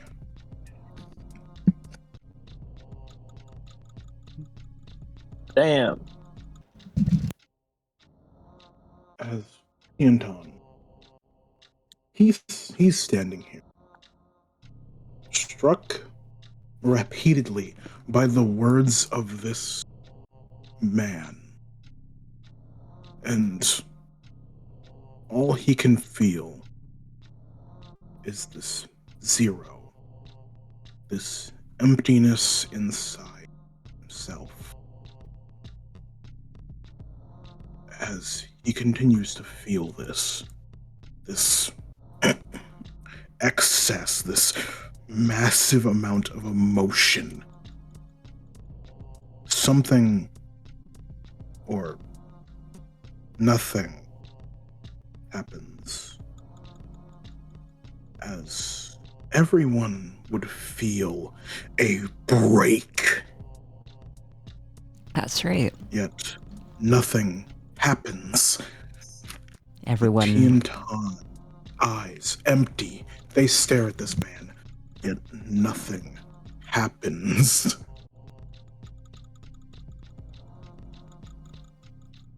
Should I say my piece now to those in the break room? Of course. Wonderful. Everyone who's sitting back there, I assume you're all conversing. You feel a very constricting feeling in your throat. Your breath stills. Everything in the air feels like, just for a moment, everything stops. You feel suffocated. Even if for a moment, it uneases you. And this constricting feeling gets stronger and stronger until you're back to normal. That is all.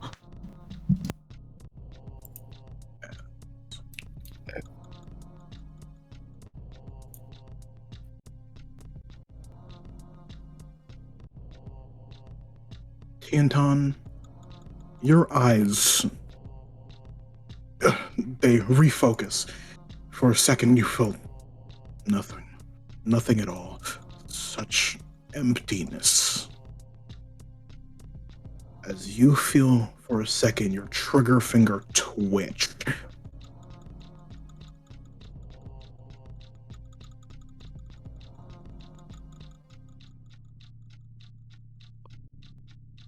What does Tiantan do? David.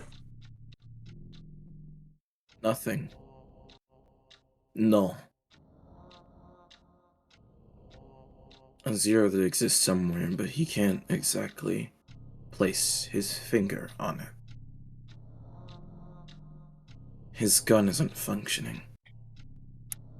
It isn't functioning the way it should. That's expected. He pushed it. That's the obvious.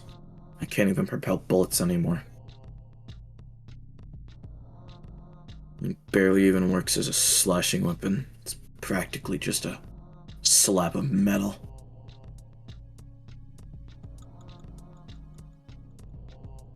But he thinks about reaching for something. Something just slightly out of reach. Something that feels like a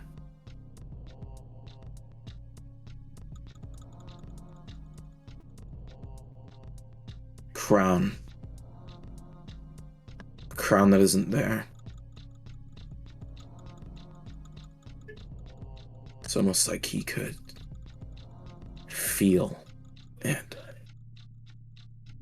Something in his future to tell him that everything that he's ever been doing doesn't matter. And where he walks is predetermined.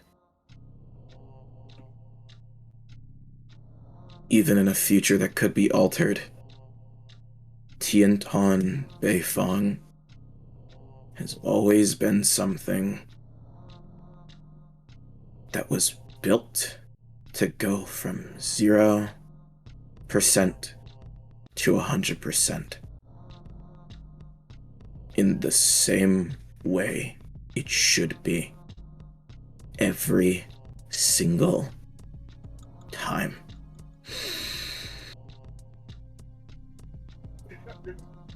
As for a second, he feels a taste of iron, a twinge of nothing glances through his mind. This iron, something that he assumes what the blood of a king would taste like. And he is reminded of a scene from his childhood.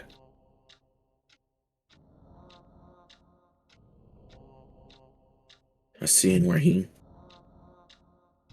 was riding a bike for the first time with his father.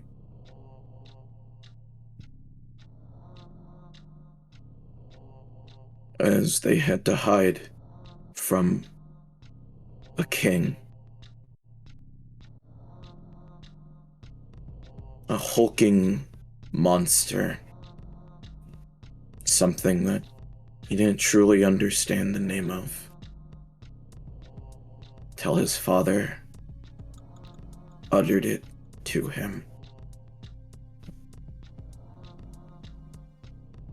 There was always this weird infatuation with creatures like that. What was their name again? Oh, right. That's what they're called.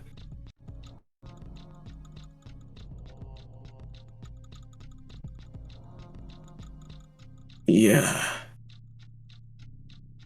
I think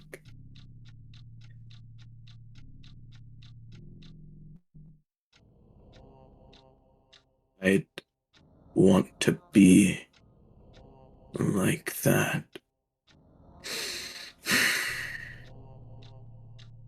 For that mechanical thing that I have given you, Caustic, can I do something? What's that? I would like to replace my tactician rank 1 completely. Oh. With another archetype.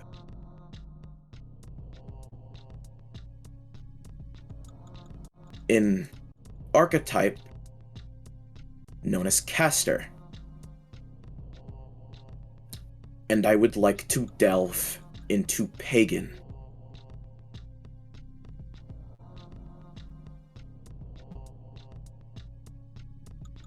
I can approve this.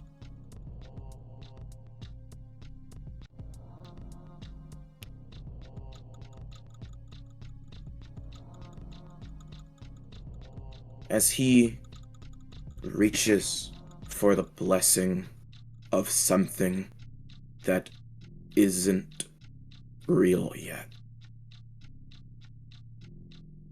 As there's a part of him that he bottles up day by day, screaming at him not to do this. As he takes it anyways. A future in his mind.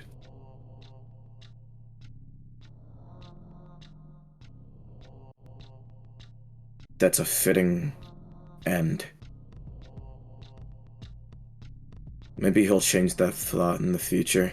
Maybe that part of him screaming will come out and force it to be altered.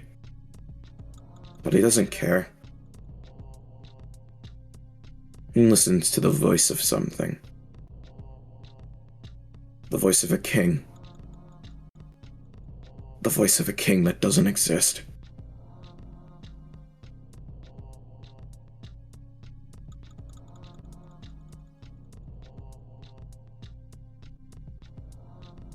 As Tian Tong sits back down,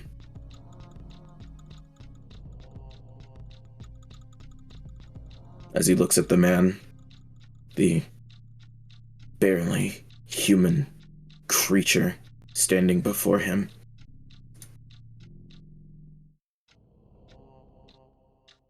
Are we done here?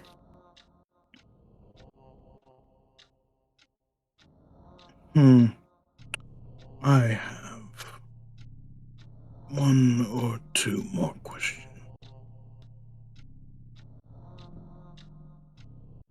You said that you had personal interactions with this Roos Rongel fellow. Could you say anything of the personality of this individual?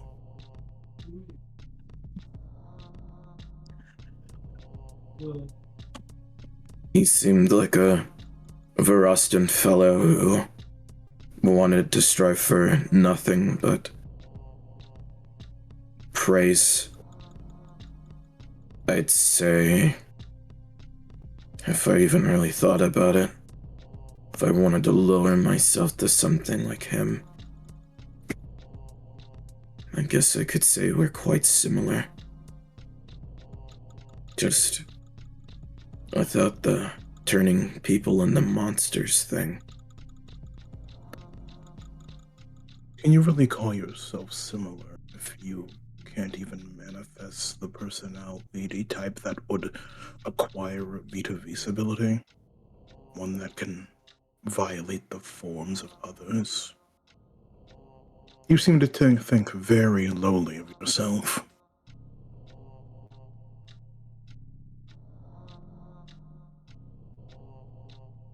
Should I not? I don't have free will.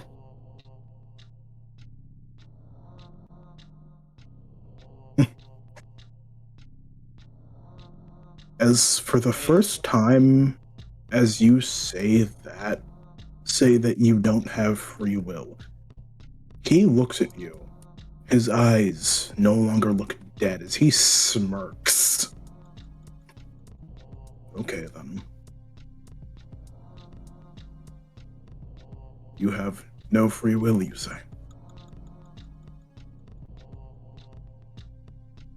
So then, who's making your choices, then?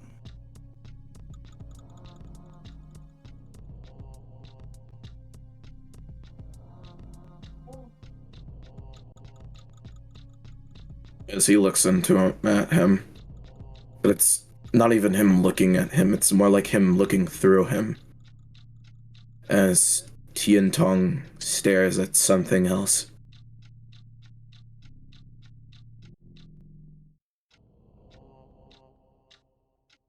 Well, that's simple. I don't have free will. But another version of me has free will. Yeah. He has free will. As he stares at you, his smirk grows. You call this thing with free will that which makes your choices you? How can you be making your choices for you, yet you have no will of your own? The statement you just said is a paradox.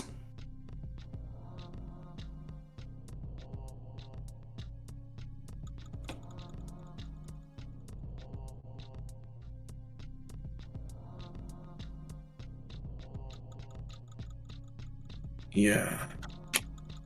Yeah, it is. Next question.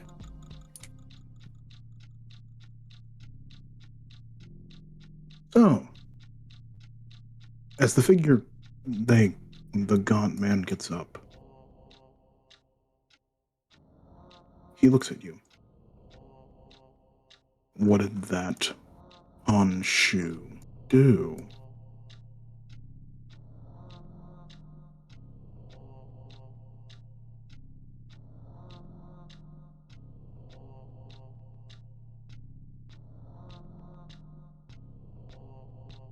As Tian Tong looks at him,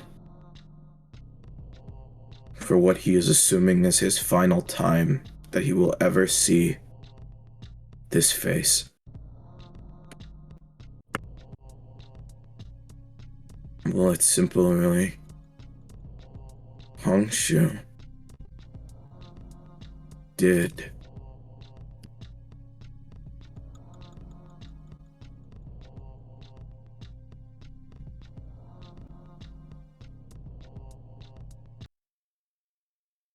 everything.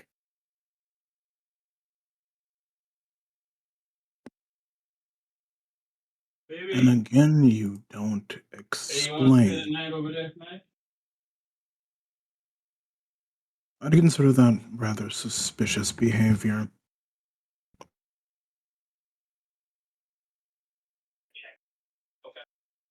Can I go now?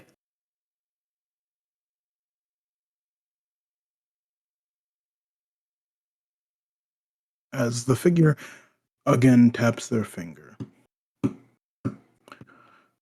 I still have 5 minutes, 10 minutes, 30 minutes. This can end when I get an explanation. 0.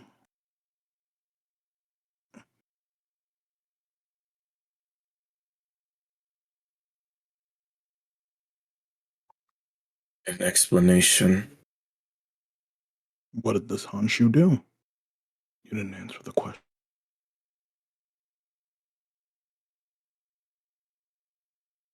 The Crystal Seer clan is dead. My face maimed. Our pride ruined. Because a man with a dream decided to take everything. So I took something, and he took something from me.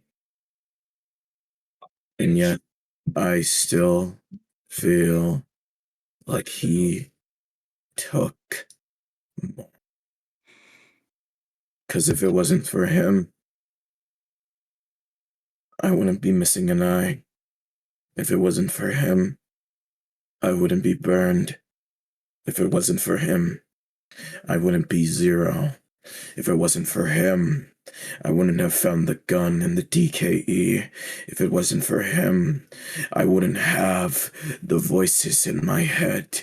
If it wasn't for him, I wouldn't be able to speak to those that I feel an ounce of kinship towards. And yet, I feel like everything he gave me was just to take more away. As the figure steps away from you. Passable explanation. You're free to go. I'd like to speak to that Edmund individual. As the figure puts his glasses back on. Tian Tong takes his glasses and puts them back on as well. He isn't looking at him. He can't look at him anymore. I've been entirely honest with you. I've met the man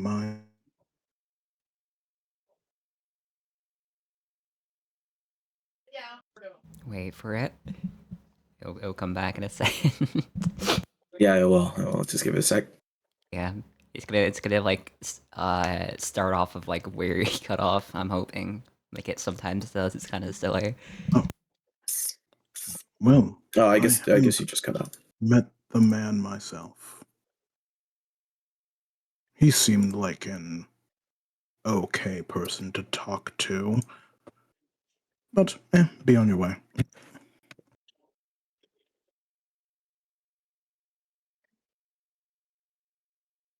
Of course. As Tian Tong moves out the door. Won't even make the choice to call me out As on that. Doesn't even he fight back against it.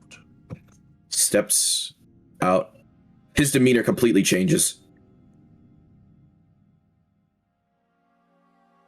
As it's like the Tian Tong that everybody like knows. The don't care individual was left behind the moment he entered that room. It's like he left something there. He's still what he is now, but whatever he turned into in that room is no longer where he is. For the next session and this session, Tian Tong cannot use Resolve.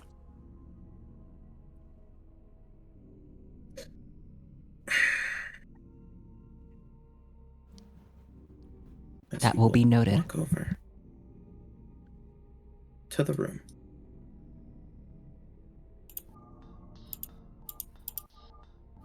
Hey.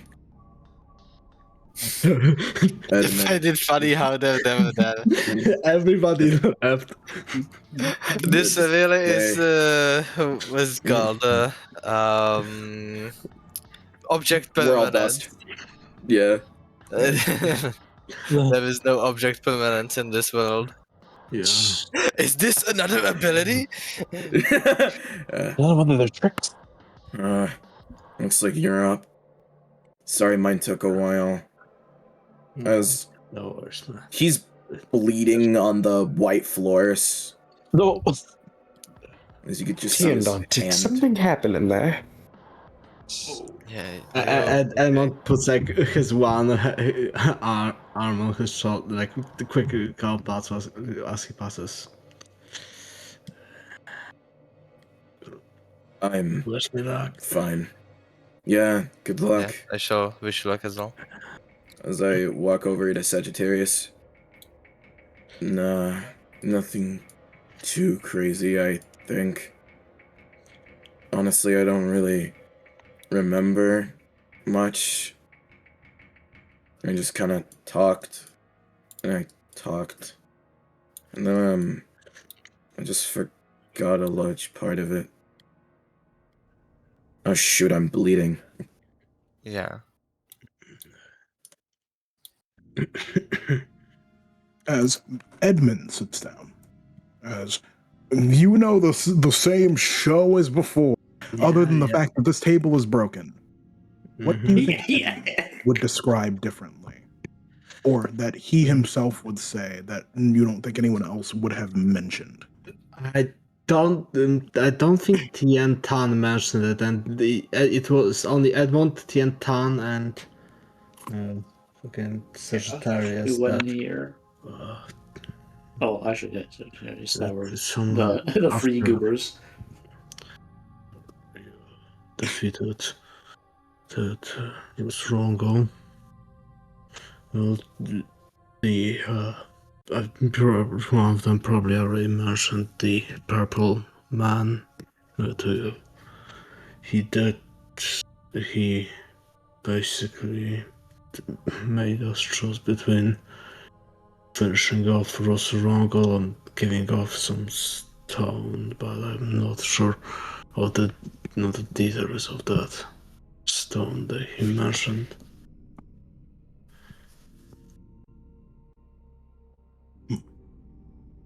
Well, Mr. Edmund. Yes. Do you have a surname?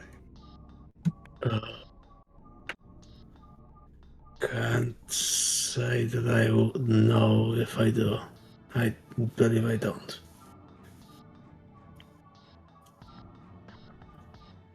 Do you know where you're from?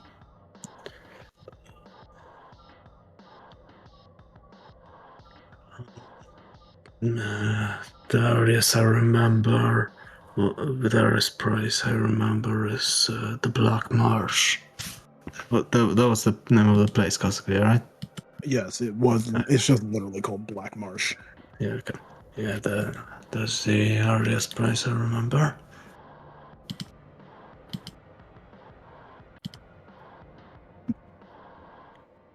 That is your earliest memory. Yeah, And you wandered your way to Territon. that is correct. So, I'm going to make an assumption, though you can confirm whether or not it's true. Does your vis ability function like reflex? I can't say I know that. I'm not that well versed with my ability, I must say. Mainly, the main use I have of it is manual and rather slow on the actual effects. That doesn't seem correct, though.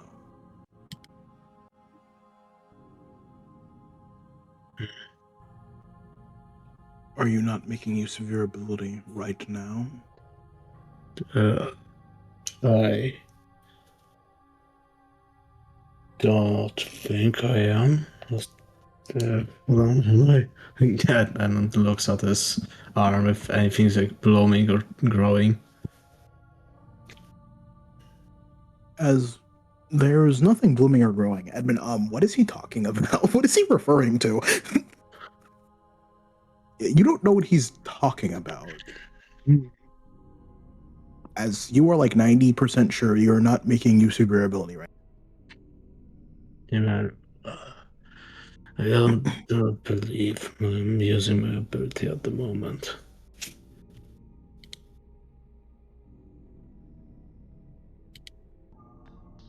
As this man begins tapping his finger, he looks at Edmund.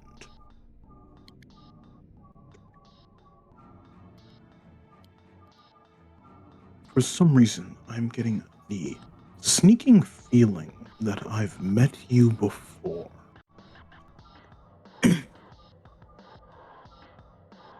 But I don't have an explanation as to how or why. Yeah, I don't recognize you. Sorry.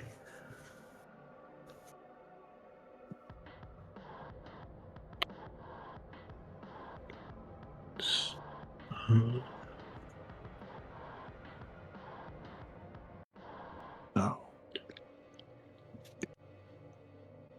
Mr. Notes, do you have anything else to say about this Bruce Rongel individual?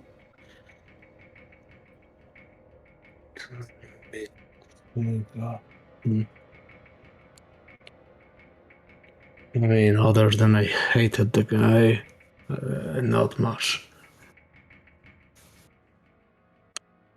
Why do you respond? Why did you just respond to the surname Notes?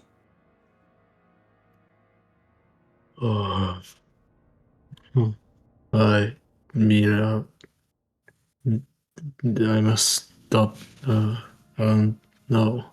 I kind of just autopiloted since I had just assumed you you were referring to me. I didn't even register it, I must say.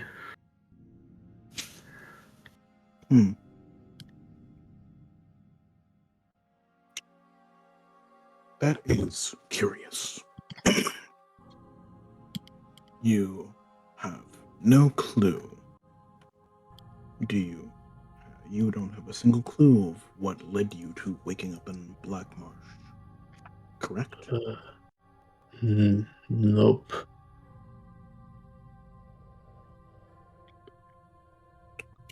How old do you think you are?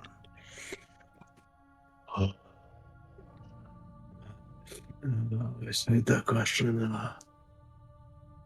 I usually just say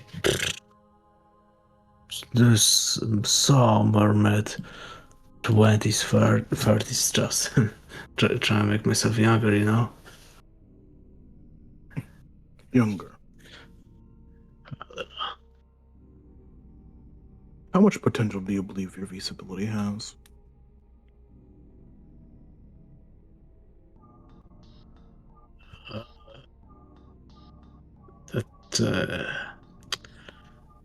Weird question. I mean, I won't say too much. But this somewhat versatile. The potency of it is rather low and it is quite limited. So I wouldn't say it's too bit high. Hmm.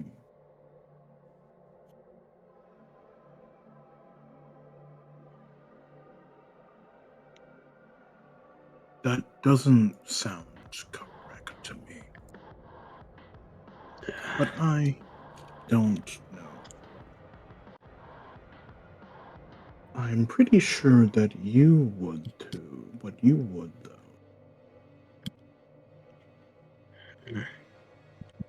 Can't say though.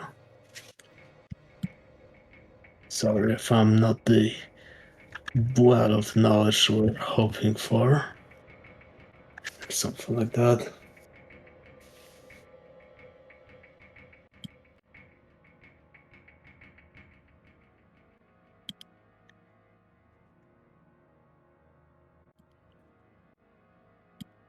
Art, I'm gonna send you something. Yep, I saw you typing.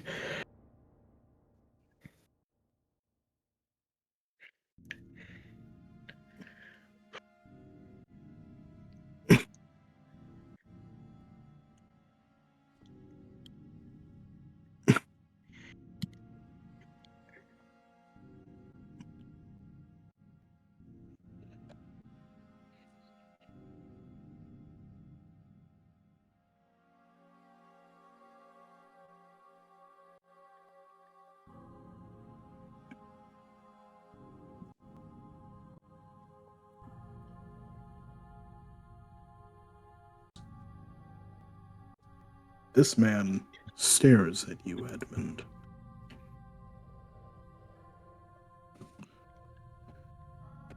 He makes eye contact. He looks at you.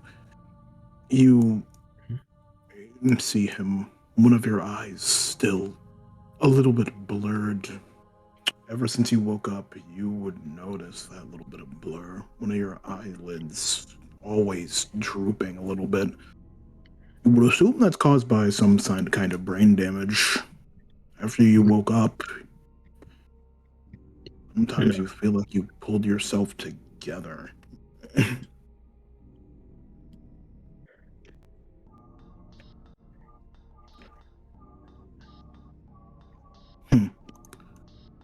Would you like to know a fun fact, Mr. Edmund? Well, I mean, what's the harm in it? Sure. Post-mortem vis is incredibly rare. Yet you yourself seem to be a man who died.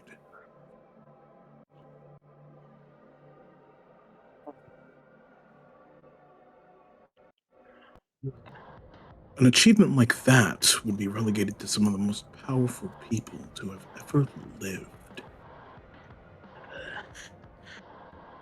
I guess I'm Yet just lucky. Or you something. wander around with a bunch of random people. You say you have no potential, which is odd.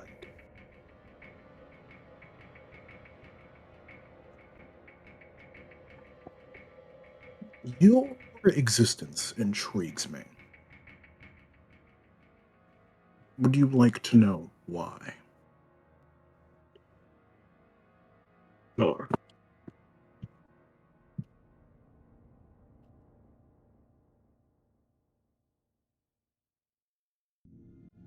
Sure. Let's hear it.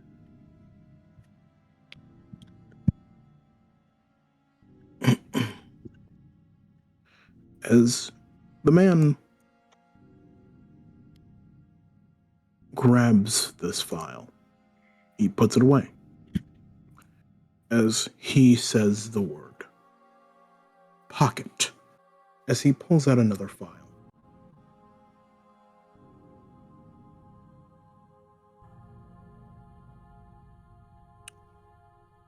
Does the name Atlas mean anything to you?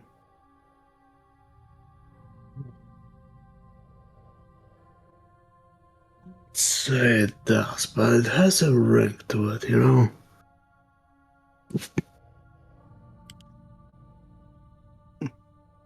Interesting.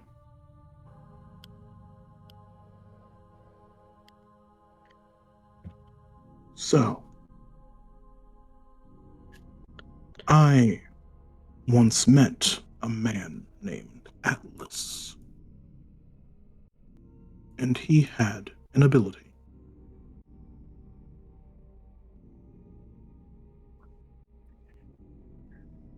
A very powerful one.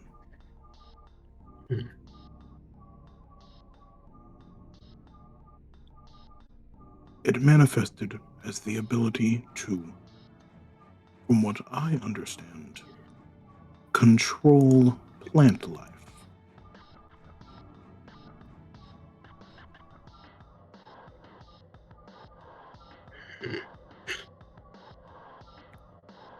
That's interesting.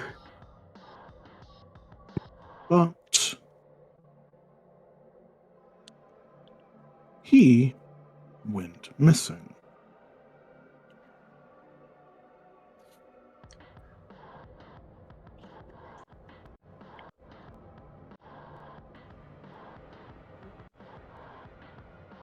Now, I think you can understand what I'm getting at.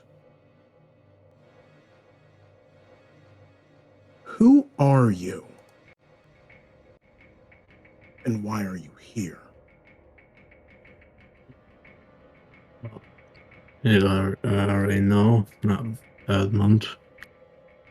That person you described does seem like he would have had the same ability as me, and I do wonder sometimes what I was before I remembered, but I'm sure it's just a coincidence. There are surely people who have similar abilities. That is entirely true. It could be a coincidence.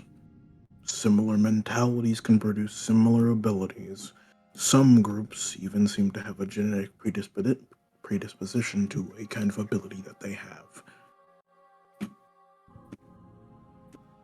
So, what I'm saying might just be a shot in the dark. I have another question for you. Yeah, so good going on. How do you feel knowing that everything you fought in those sewers, everything, the people around you slain, were made of the corpses of people?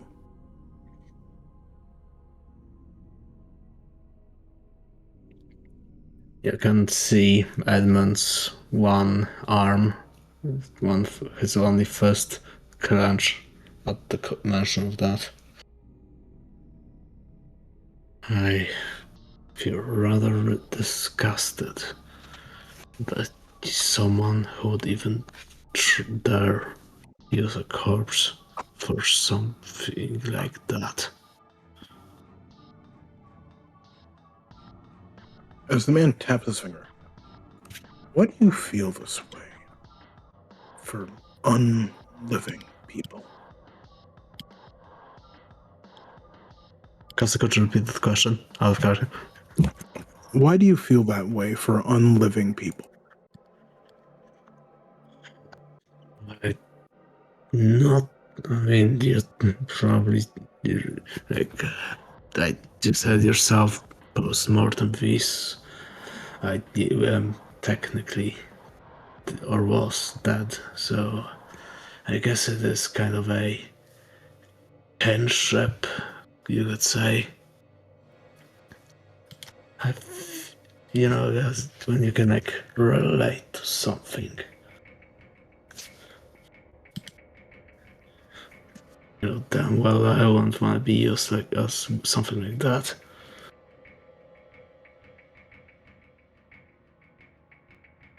Do you feel bad about hurting, having to act in violence against those creatures? Yes, I do. But at that moment, and still, I hope that I did the right thing there.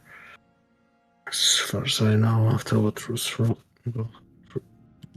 done with them, I don't think they were saving any of them. I do hope that at least they can get a proper burial.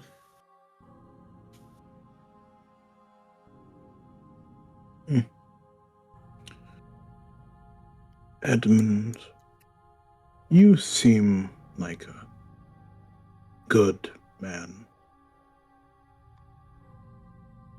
You seem to have some form of conscious moral behavior.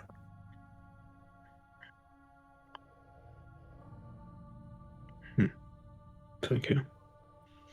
How does the thought of a body being chopped up make you feel?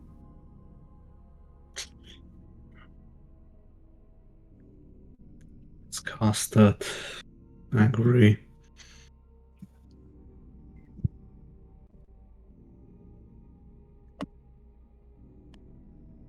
Desecrated.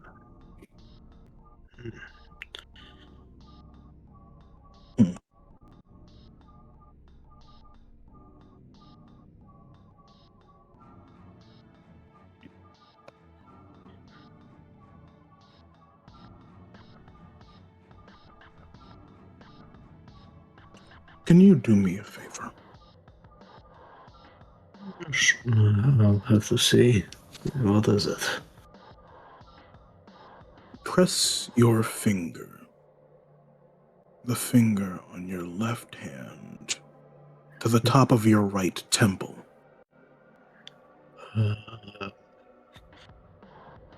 Okay. And I don't slowly and kind of like unsure does it. As your fingers feel something, your skull, yeah, that's your skull. You're pretty sure that, yeah, you can tell there's not really like skin there. It's seemingly repaired itself a bit, but like, yeah, you're touching your skull. You know, never really examined myself that thoroughly.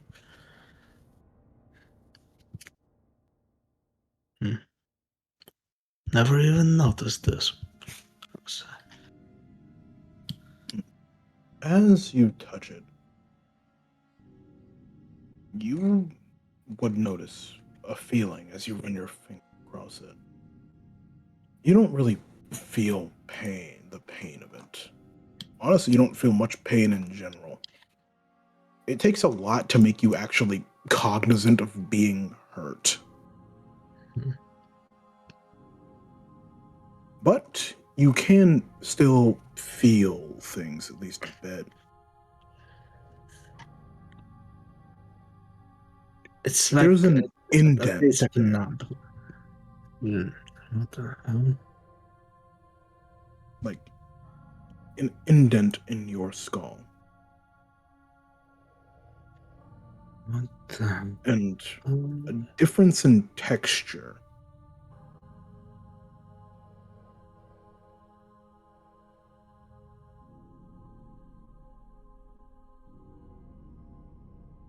Your body can still heal, it seems. It can recover.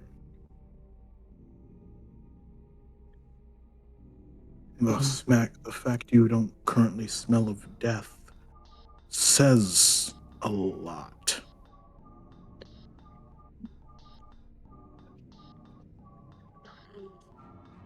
I did get cleaned up a bit over a week ago, maybe two. And these flowers definitely get helping out with any smells too.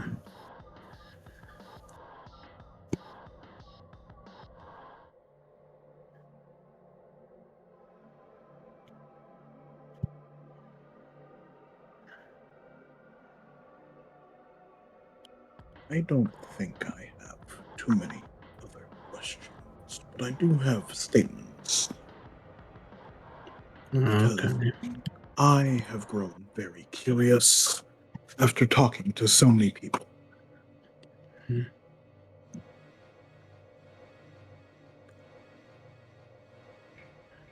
When you think about your ability, Yeah. can you visualize your hands doing something?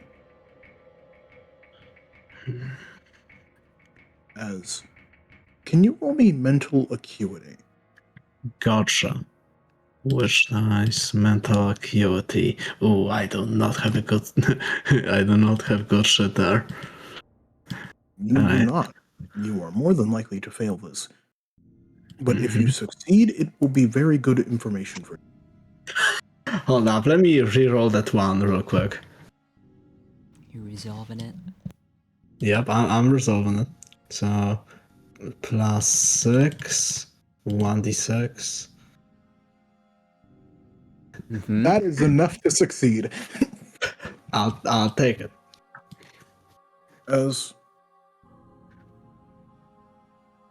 Edmund, you attempt to visualize your ability in your head. As for a split second, as he tells you to think of your hands, you feel your hand move on its own. But it twitches as you try and think very hard about it. It twitches. Your hand won't form something when you think of your ability in this way. And as you think, you feel like some form of words want to come out of your mouth, but they won't. You feel like your body wants to say something when he tells you to consider that. Your hands want to do something, but it just won't happen. It's blurry. It's as if your mind doesn't remember something, but your body does. Something ingrained deeper than flesh, maybe in your soul. There's something you're missing here, something you think your body thinks you're capable of, but you just don't know how. But as you think about this, your hand keeps trying to move into a position you don't know, and your lips purse, your tongue tries to move, but it's missing. There's something here missing. And you don't know why.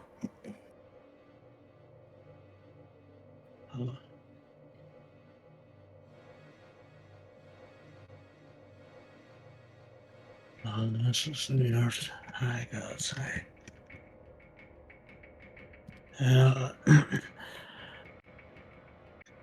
I'm sorry, I'm saying something funny. I never really thought about my ability. I'm sorry to not be able to answer your question, but I can't quite visualize it. That is unfortunate. But I think that is all that you can provide me. So, you may go. I'd like to speak to the one known as Sagittarius. All right.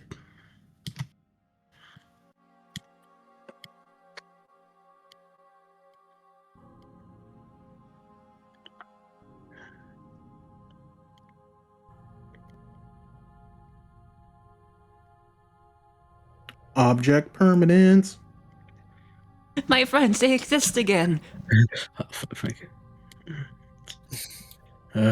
Sagittarius, you're up next. I suppose I'll try to make this quick. I'd rather not waste any more of my breath on this. Good luck out there. Indeed. Oh, good. A stone thrown. Hey, guys.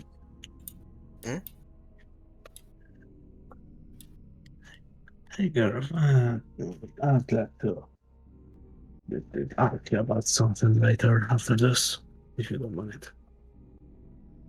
Wait, who are we speaking to? Gareth? Yeah, go. I see.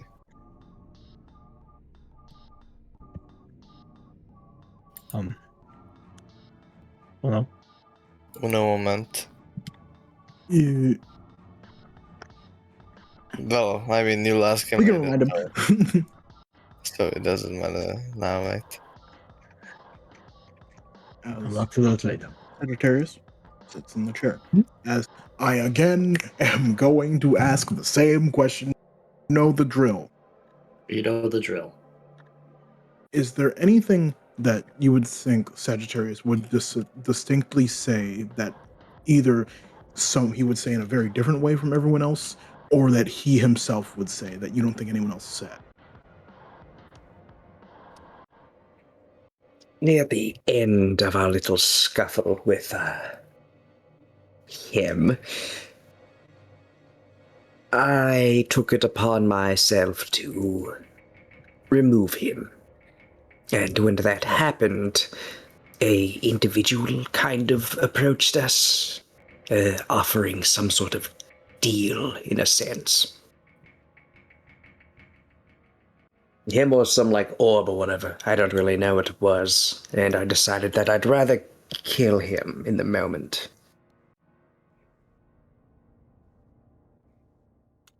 Interesting.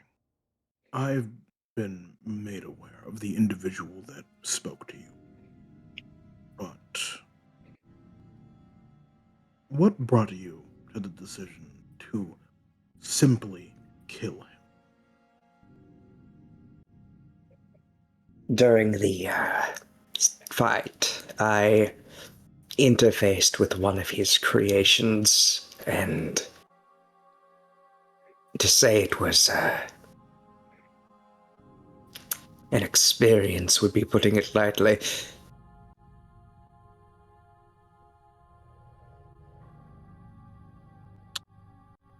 Okay, so, for the record, your name, your full name, is Sagittarius Macklin. Correct. What is a Macklin doing in Territon? Well, that wasn't my first choice. I got stranded here when your train station decided to cease operations while I was attempting to travel.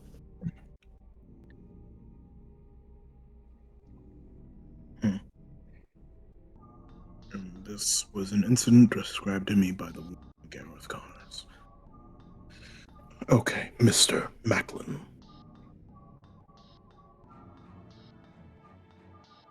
How did your ability allow you to interface with this being? Based on what I'm aware of my history, if I'm caught up correctly, most Macklin abilities relate to gravity in some sort of way. How did gravity allow you to interface in that way? It doesn't function that way currently. I've been dealing with some issues with it. However, my ability is more electrical than gravity at the moment.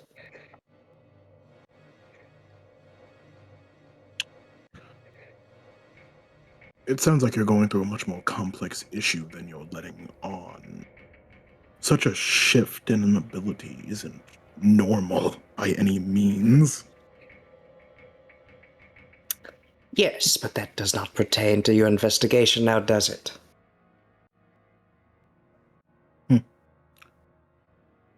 Every matter related to it is important to me. Every single one. Macklin. Do you understand that? Your name holds no power here. I will ask the questions I see fit. Do you understand that?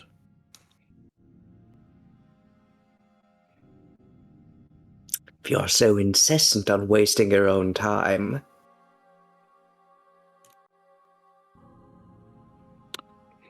I don't want to hear the smarm of someone lower degree on the totem pole. Do you understand that?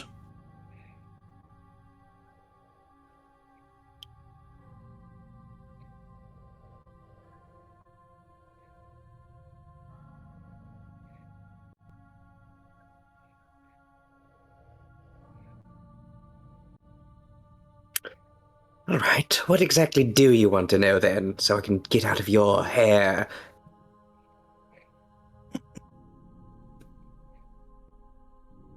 What caused a shift in this ability of yours? What interaction or revelation changed it?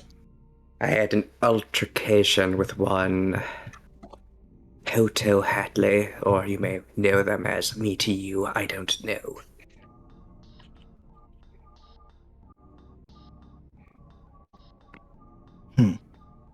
Interesting. Resonance ability? I suppose you could call it that. Afterwards, I kind of wandered aimlessly, and when I came to, my ability was not functioning correctly. Or, well, during the altercation, it stopped functioning correctly. I should put it as that, yes. And from your words, I'm aware that this Bruce Rungle individual had a sort of fixation on you. Do you have any clue why that is? I haven't a clue.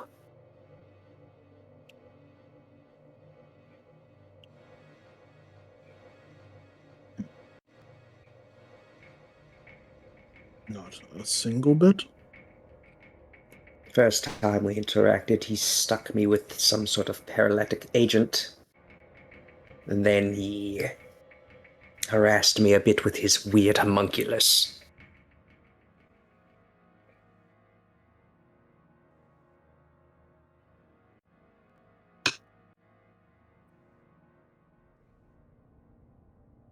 We will go back to the encounter you had with the monstrous version of this Bruce Rungle. Do you have an understanding of how its abilities functioned? Vaguely. Big meat thing burned itself alive because it was regenerating too fast. Do you have an understanding of the ability of this other homunculus, this spider-like one? It seemed to be the relay point where all the minds that Rusroggle had altered kind of connected to.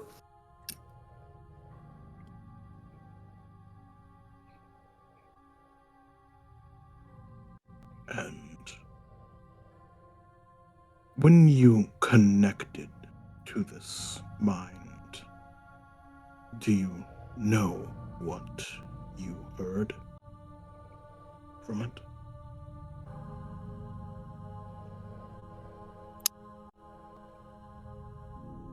It was hard to actually peruse through the mind. It was loud, chaotic. It wasn't one thing, it was multiple. In the end, it asked for death.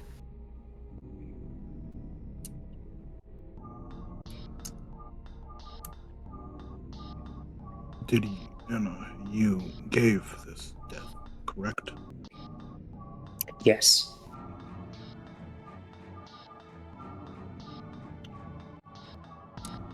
Why did you give it death? Because at the time, Rusrongl came back and tried to shunt this consciousness back towards him in some way. I figured killing it then and there would be a far kinder fate than letting it end up in his hands again. So, was this decision made out of a utilitarian desire to make sure that this Rusrongl couldn't use it in battle against you, or to give a kindness to those suffering?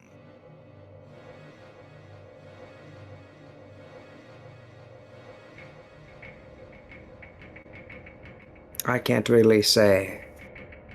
It was in the moment.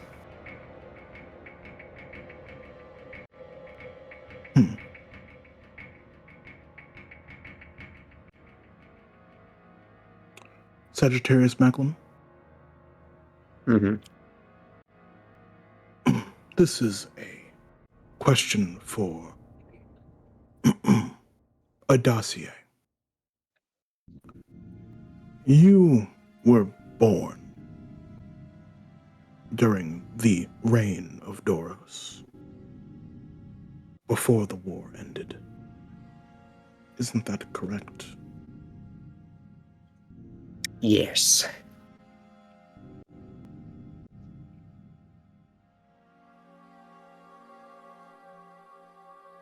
For what I'm aware of, in the international courts, no charges were brought against any member of the Macklin family for their crimes during the war.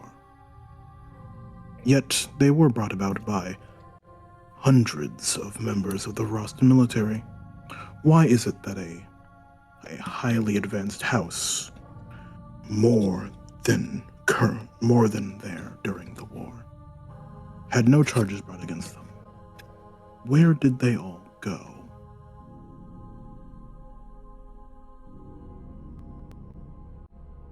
A rival house took power shortly after, and some of them just decided to cede over their power. I decided to just leave.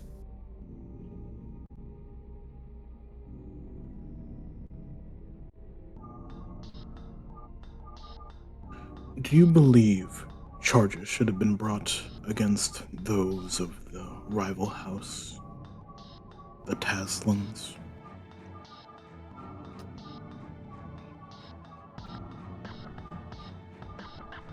Yes. And should the Macklins, those of military and fighting age, should charges have been brought against them as well?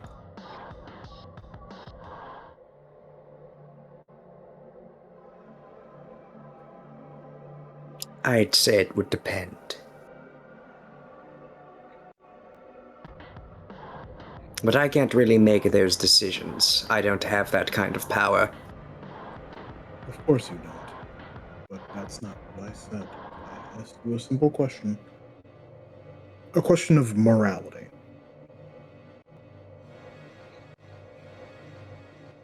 In my view, those with power, us with Vis, we have a responsibility to the common man who lacks it.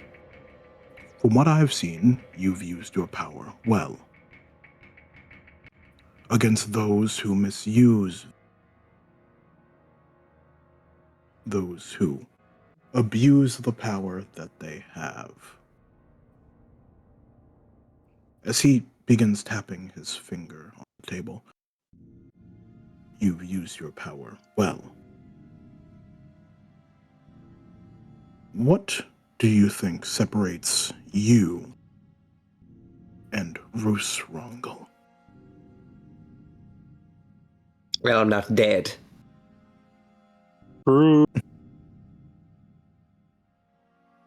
Okay, then. That's my goal. Good explanation. So, I don't think I have any more to say to you. I'll be speaking to the one known as Daisuke.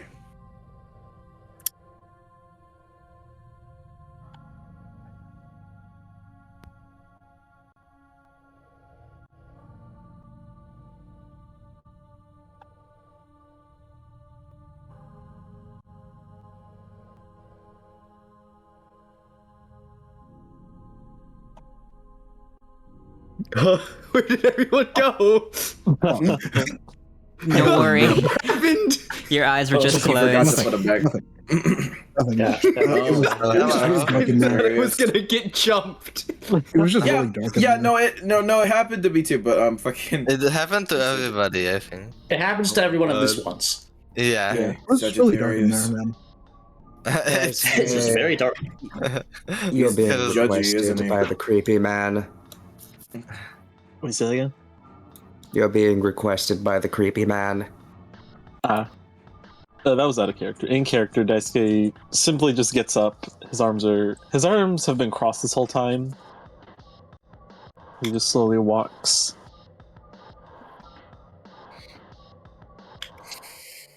So is it just me or that guy's really judgy? Seemed rather unprofessional for this environment, in my opinion. He's an I didn't asshole. really have any issues. Excuse me, sir, may I enter? As the guy gives you a nod, opens the door. The entire Just Carlo and Gareth having perfectly normal interviews. Yeah. I mean, Gareth Only was like, normal. sort of like the turning point, but like regardless, it was still kind of normal. Yeah. Carlo even got some information back from. Yeah. I mean, Everybody got the same information regardless. everybody got some new information, eh? Totally. Out of character, we all got new information about each other. Yeah. Daisuke, why is this table broken? Anyway, good He evening, just sir. looks. He does a small bow as he sits. Hello. Based My on name- the information Oh. I have, you were not actually present in this group for very long. You arrived to join them for that final battle, the one known as Roosrong, correct? Indeed. You were not a factor for much of the situation with him, meaning you just recently became employed by the man known as Heatle Calcox for the Quick Job Company. Is that correct? Indeed. I was simply requested, and as a man, as a warrior, I needed to heed that call, especially as to repay a favor.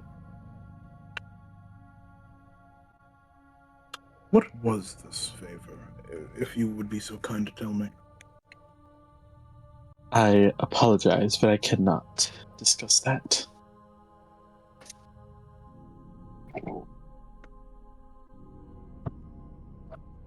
Kind of folds his arms. Well, you are not legally required to tell me, so I won't pry further. What actions did you take in that conflict? If you insist, as he very similar to everyone else, explain the story, not much different, other than him very much adding lots of thematics and bluster to make the battle seem much more intense than it was. I mean, it was intense, but he makes it seem like end of the world apocalypse down there. And then he does mention everyone and what they did and how Daisuke near the beginning did a little, but then near the end he started to quote unquote get serious and was the one to remove him from the big creature, big fella. From what I heard, you conversed with him as you took him down. Only what would you say about that man's personality as you talked to him? I would say very determined, ruthlessly determined. Even though his body couldn't keep fighting, I could still see it in his eyes. He wanted to destroy us all.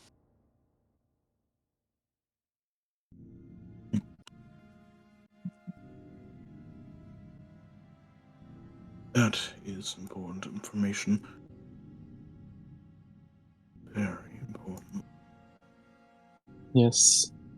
However, like you mentioned, I do not know this man's motivations beyond what everyone else knows, and I simply saw him as he fell from his high horse. Of course. Of course. I don't think I have anything more to ask. I simply needed you as witness. You can go on your way. Have a nice day, sir. Very well. Thank you for this time. As he gets up. Also, can we make it so that even though, out of game this was the shortest, but in game this was probably the longest. Damn, Daisuke can yap. Oh yeah, no, he absolutely he spared no expense. He spared no expense. I'll spend a point for that. So this one was the longest one. Daisuke just this man can yap. Well, it's an important battle. Sorry, English isn't my first language, and he says the most eloquent shit for hours. Just like a straight hour straight. Yeah. Oh, you're back. I thought Edmund was going to take root. Yes, although I will admit, it was mainly me recounting my side of the story. Not much questions were asked on me.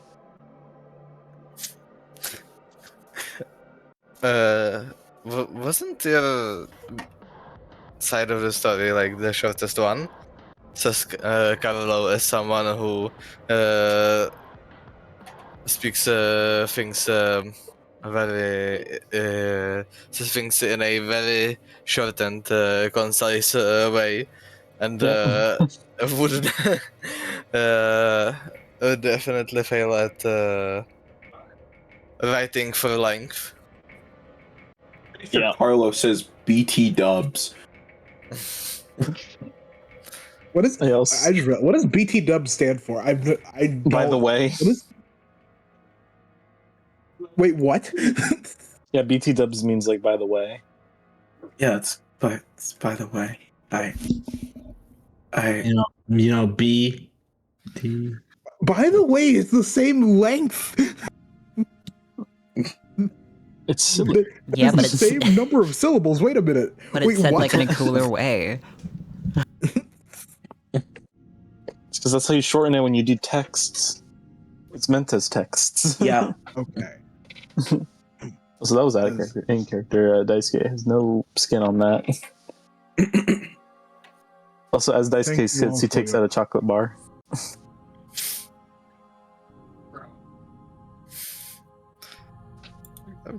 We need to get him some parental control. Have a wonderful night. Thank you for your time. My investigation has concluded. Have a good day. Thank you. You have a nice day too. I hate that guy. I hope we never see him again. Damn, he heard you. Damn. He heard you. What the hell did he do to you, Jesus? I mean, he was bleeding, so. He's really, really judgy. And he pries too much.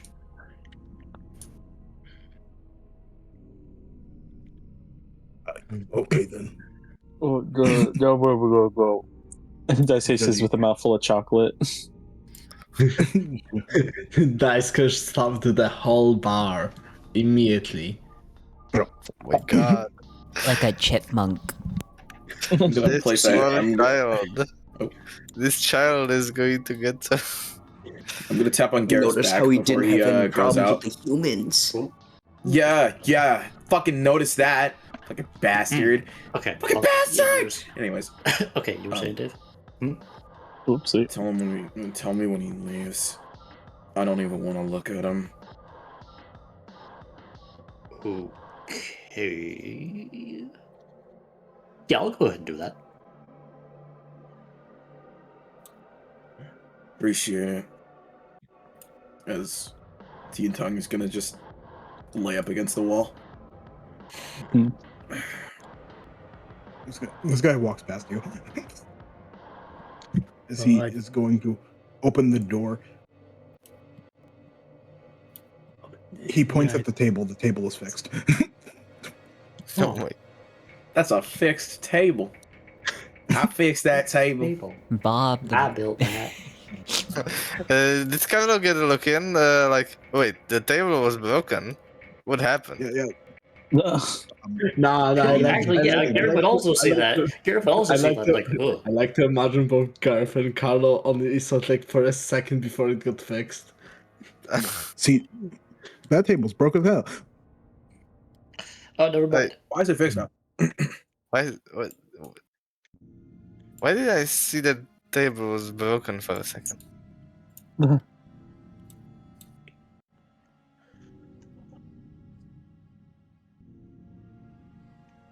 No, in black.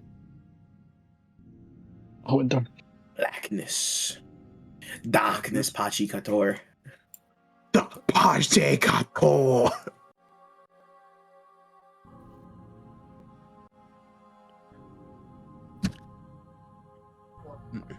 By the way, Gareth, I did want to ask you something.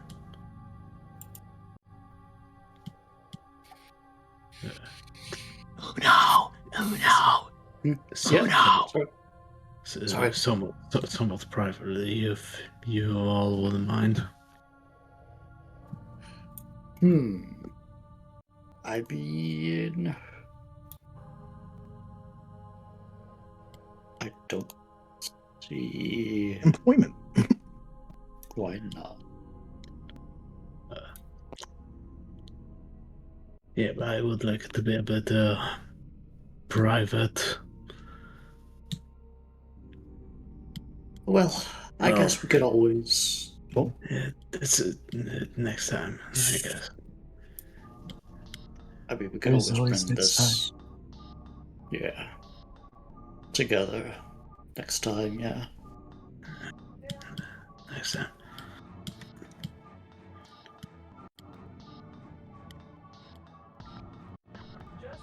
As after these interviews with a crying private eye, the party can make their way out of the police station. So, Tintan, you seem like you didn't quite enjoy this.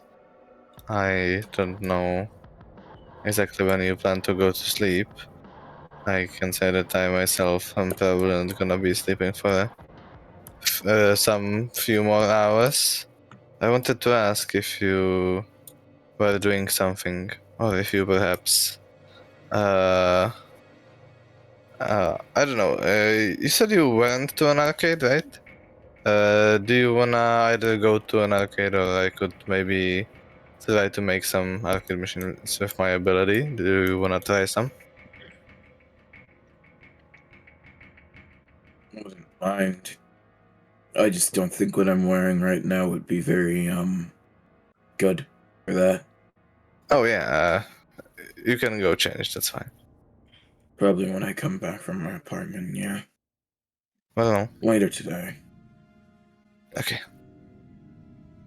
He says today. It is 8:40 p.m. Yeah. I mean, Carlo is hear me aware. out. Late arcane visits are arch campfire. Oh yes, yes, it is entirely reasonable too. This is true. True and real. True and As you why does Daisuke keep teleporting back into the bottom hallway?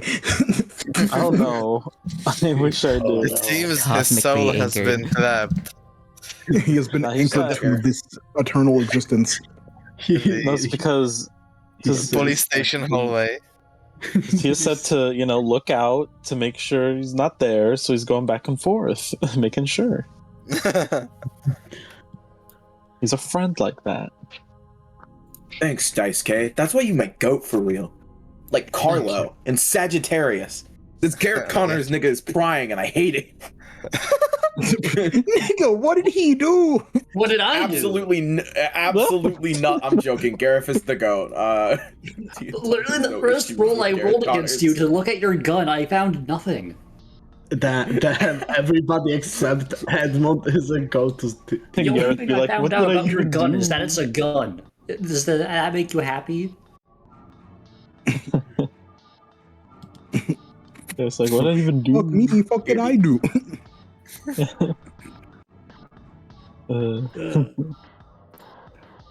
But yeah, no. Anyways, Let me out of this place. indeed. Actually, wait, we're exiting. Yeah. Yes. Hold on. Let me go first. Let me go first. You got it. Edmund's already holding the door. People of D17, I am here. You hear a yell from an apartment building right above you. It's fucking 8 p.m., motherfucker. And I love you, random citizen. I don't love you.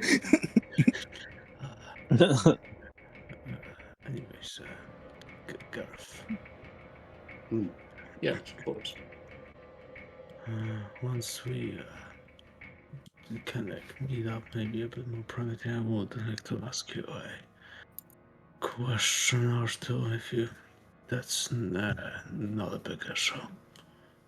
Of course, I could take some time out of my, well, actually, not even necessarily busy, more or less just reschedule. We are friends after all, compatriots. Thank you. Because, I should say that interview got me thinking about something. I'm sure, as have all of us. Wink to the camera. It just like pans over to like TT. Glorious rage bait. Glorious rage baiting the tingle bong. I hate him so much. Tinglebong? You hate Tinglebong or? Yes, I hate him. He deserves every shit talk he gets. No.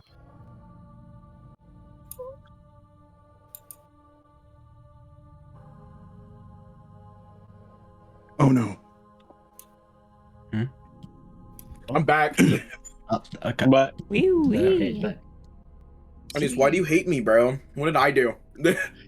I hate this this fucking This fucking nerd. Let me out. That's a window thing. It's a, That's a window. fucking window. This fucking. Let me out. Let me out the window. I hate this fucking nihilism, Maxer. I hate him so much. My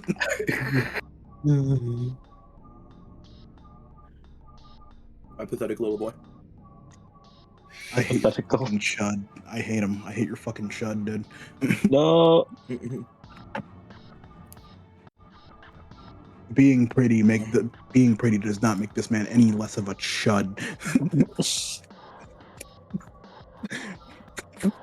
Well, I'm gonna head over to my apartment. I guess I'll see you guys later. Yeah. Goodbye. Call me when you know done, and we can get on our way. Hey, Sagittarius, we could go in. Don't worry about it. I'm just looking around. You are? Yeah. I'm just gonna Mm. move up here. You can kill me, Cossack. No. I'm not killing you. I'm turning you invisible. Can't a guy get some privacy? These people are going invisible. Is that another ability? It's the enemy. Is the enemy's dead? The enemy vicioso could be any one of us. Indeed.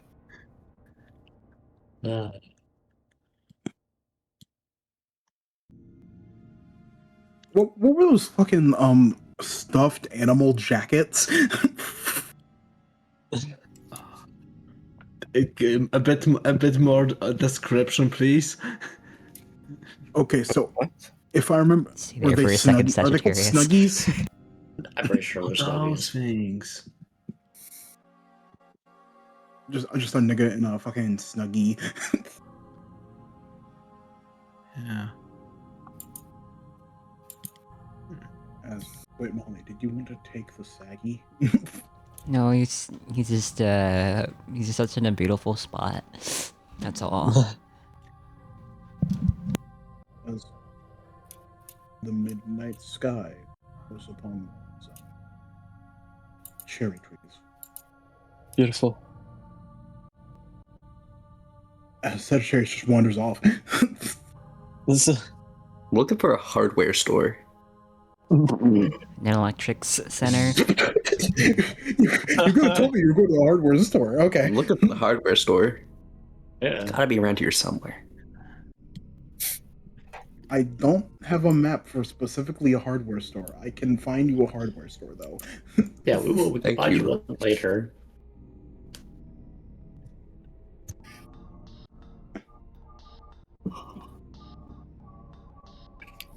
And we're left with 4 currently. As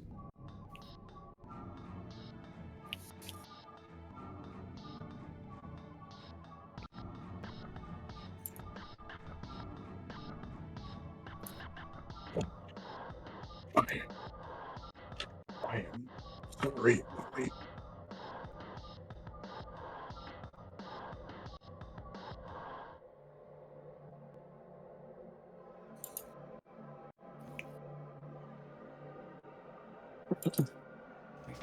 so what do you three do for fun? Okay. I'm Question. kidding, he doesn't say that. Huh? Caustic. Yeah. Do you think along the way we say that the thing I wanted to do? Can we jump to that and then we can end? Are you okay with that? Ooh. Oh, Yeah. Yeah. Molly interaction. Oh boy. Sagittarius, you're wandering around.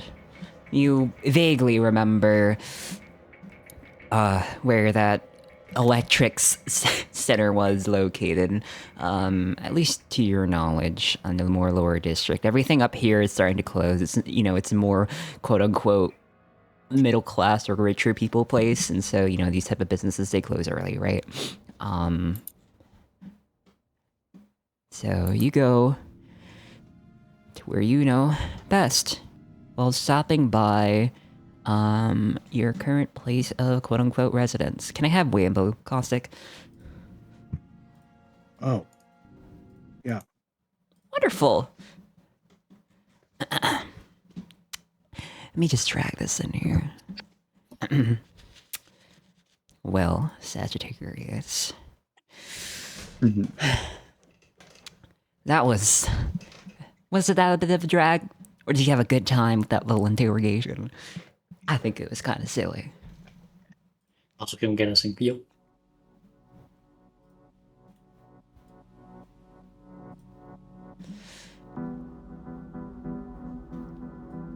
How are you feeling right now? Do you keep an eye on your surroundings, or are you mostly just following your heart right now? Considering that we're probably being attacked by the Royal Crest, Sagittarius is definitely keeping an eye out. What other senses are you currently holding on to right now? What's at your forefront, if I may ask? Is it mostly sight? Mostly sight. I suppose if he would hear anything, he does have a bonus to that. Okay. Then you do hear something. Oh. In the far off distance. Let me... Oh, I didn't drag it away, but let me re-drag it real quick. Hold on. Here it is. Found it. Alright. You hear a little something. A very far off distance. It's an instrument. You blink for a second. It's alluring, in a way. In fact, you're moving in the direction of what seems to be closer to the source of the sound.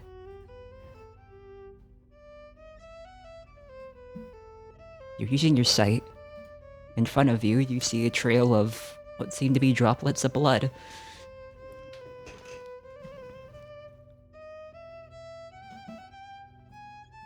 This way. At the sight of blood, I think Sagittarius is going to actively begin trying to sneak. He'll try to get on top of a rooftop if he can. Okay. Which rooftop? Am I supposed to see anything right now? No, because you're in an alleyway. Well, alleyways normally have like ladders and shit, yeah? Yeah, you could go up. There's two buildings. I'll go here. to the... You just follow the light. You have the roof of the quick shop company, or you have the roof of the motel kind of location. Oh, okay. Motel. I hate my job. Mm-hmm. Okay. You get on top of the motel. The trail of blood is a lot more... What's the word? You could see where it's leading to. Up and north. Nobody else is around but you. There were no cars. In fact, as you start kind of just walking past here, maybe you were just too focused on finding where you wanted, and you know, it's not that deep into the night, but it's just you. And so if you do see any movement, it'd be quite obvious to you. And you don't.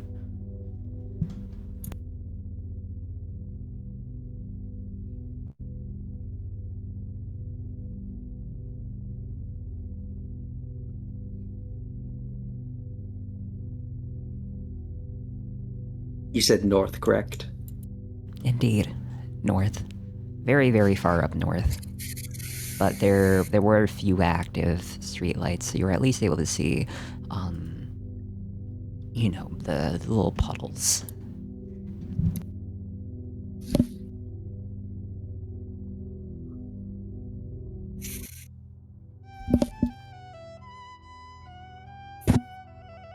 The hell am I doing? This time, mysterious blood trails. you hear the same tune. You're getting closer, but this time, this one sound is a bit more harsh. It's a regular Oh, wait, you don't see that. That's where the puddle used to be. During the rain. Northeast. Hey, the blood trail's getting a lot stronger. It's a blood fucking smear.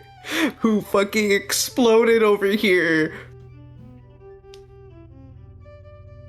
Hey, something about the air around you. You can't quite put your finger on it, but you just feel loose. As if you yourself aren't very grounded in the moment upon seeing this.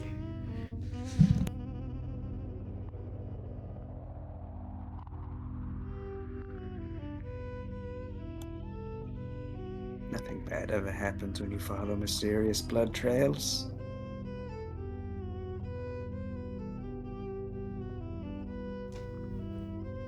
Do you step forward? Yeah. Sagittarius, you get a mysterious feeling of vertigo as the geometry around you, the walls of these buildings, they collapse in themselves. They shift, and as you look further down this corridor, you see a figure in a very long bridge in the night sky with numerous stars watching you. Would you like to reveal the path ahead, Caustic? Oh my. Because I don't know how. Allow me.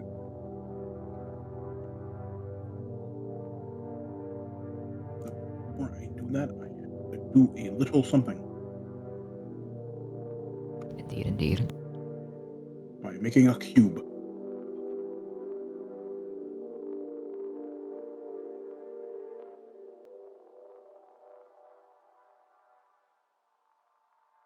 There you go. The path ahead is waiting, my friend.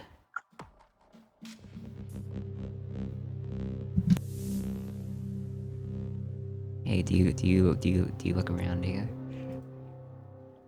Yeah. Look. The ground is no longer the ground. It's just an entire galaxy.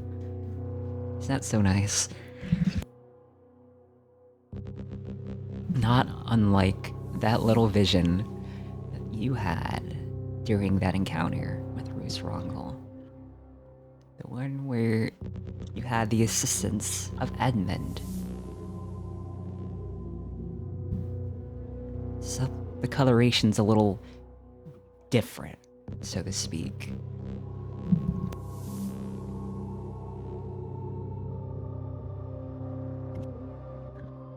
You see a bunch of stringed instruments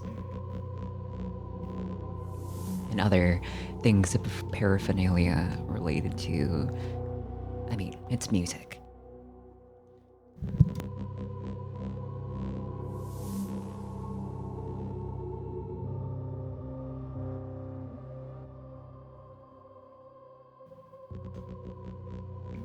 I didn't really expect to find you here.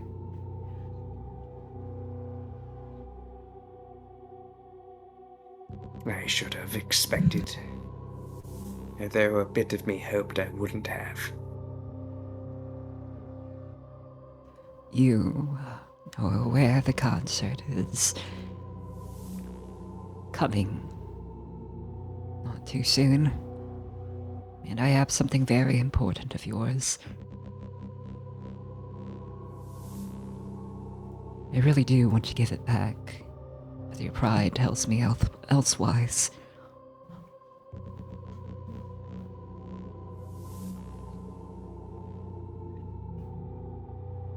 I'd like What to. was it that I saw back there? I'd like to make a deal with you, Sagittarius. I do not know of how long I will stay, given the events leading up to the concert and everything else. I wish for a break. My deal to you is I may answer 3 questions In exchange, I would like to duel with you on the day of the concert.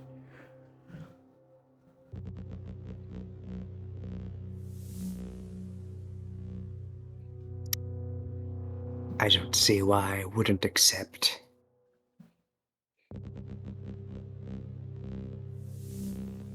Wonderful.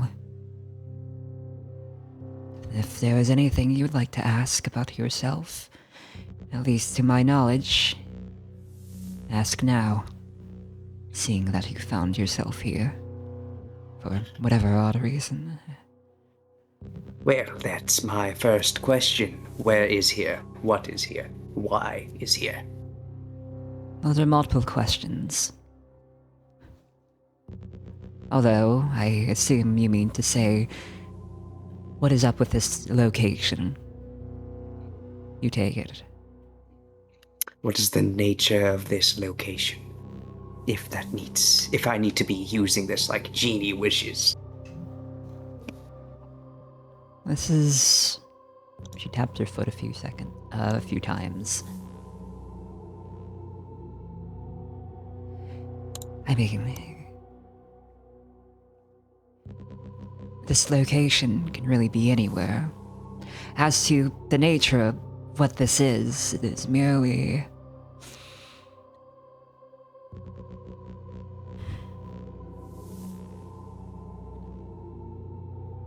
merely a place for me to think.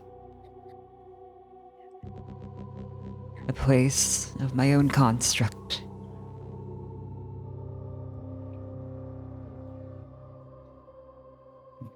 As to the matter of how you came here and your method of entrance, I was merely wondering that myself.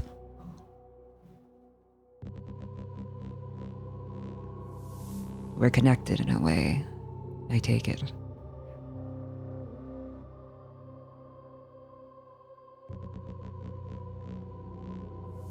I suppose my next question, why do you even care?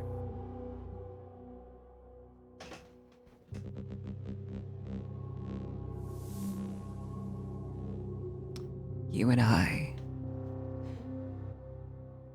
When I look at you, I mean, to simply put it, it's more of a gut feeling. But there's something I must see through, and you have shown me that there is a way. A way for me to see things from a different perspective.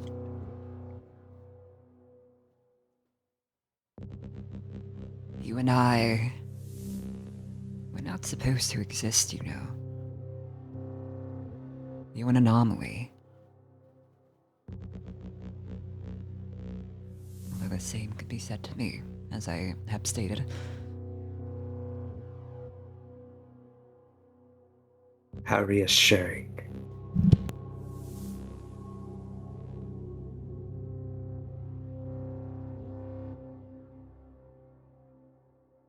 You have one last question.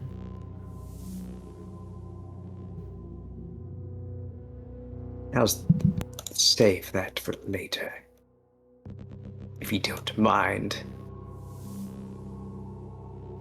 Then, the day of not my concert, but the concert, the culmination of my final piece, I will await you.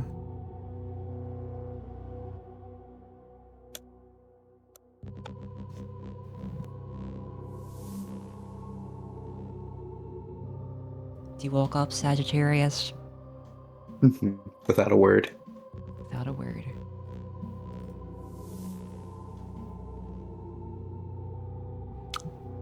Question, were you paying attention to the surroundings around Hoto during your conversation? If not, then I would ask for you to roll mental acuity. I think Sagittarius would have been focusing directly on her. Okay, then roll mental acuity for me. Do I still have my exhaustion? It's one exhaustion by now.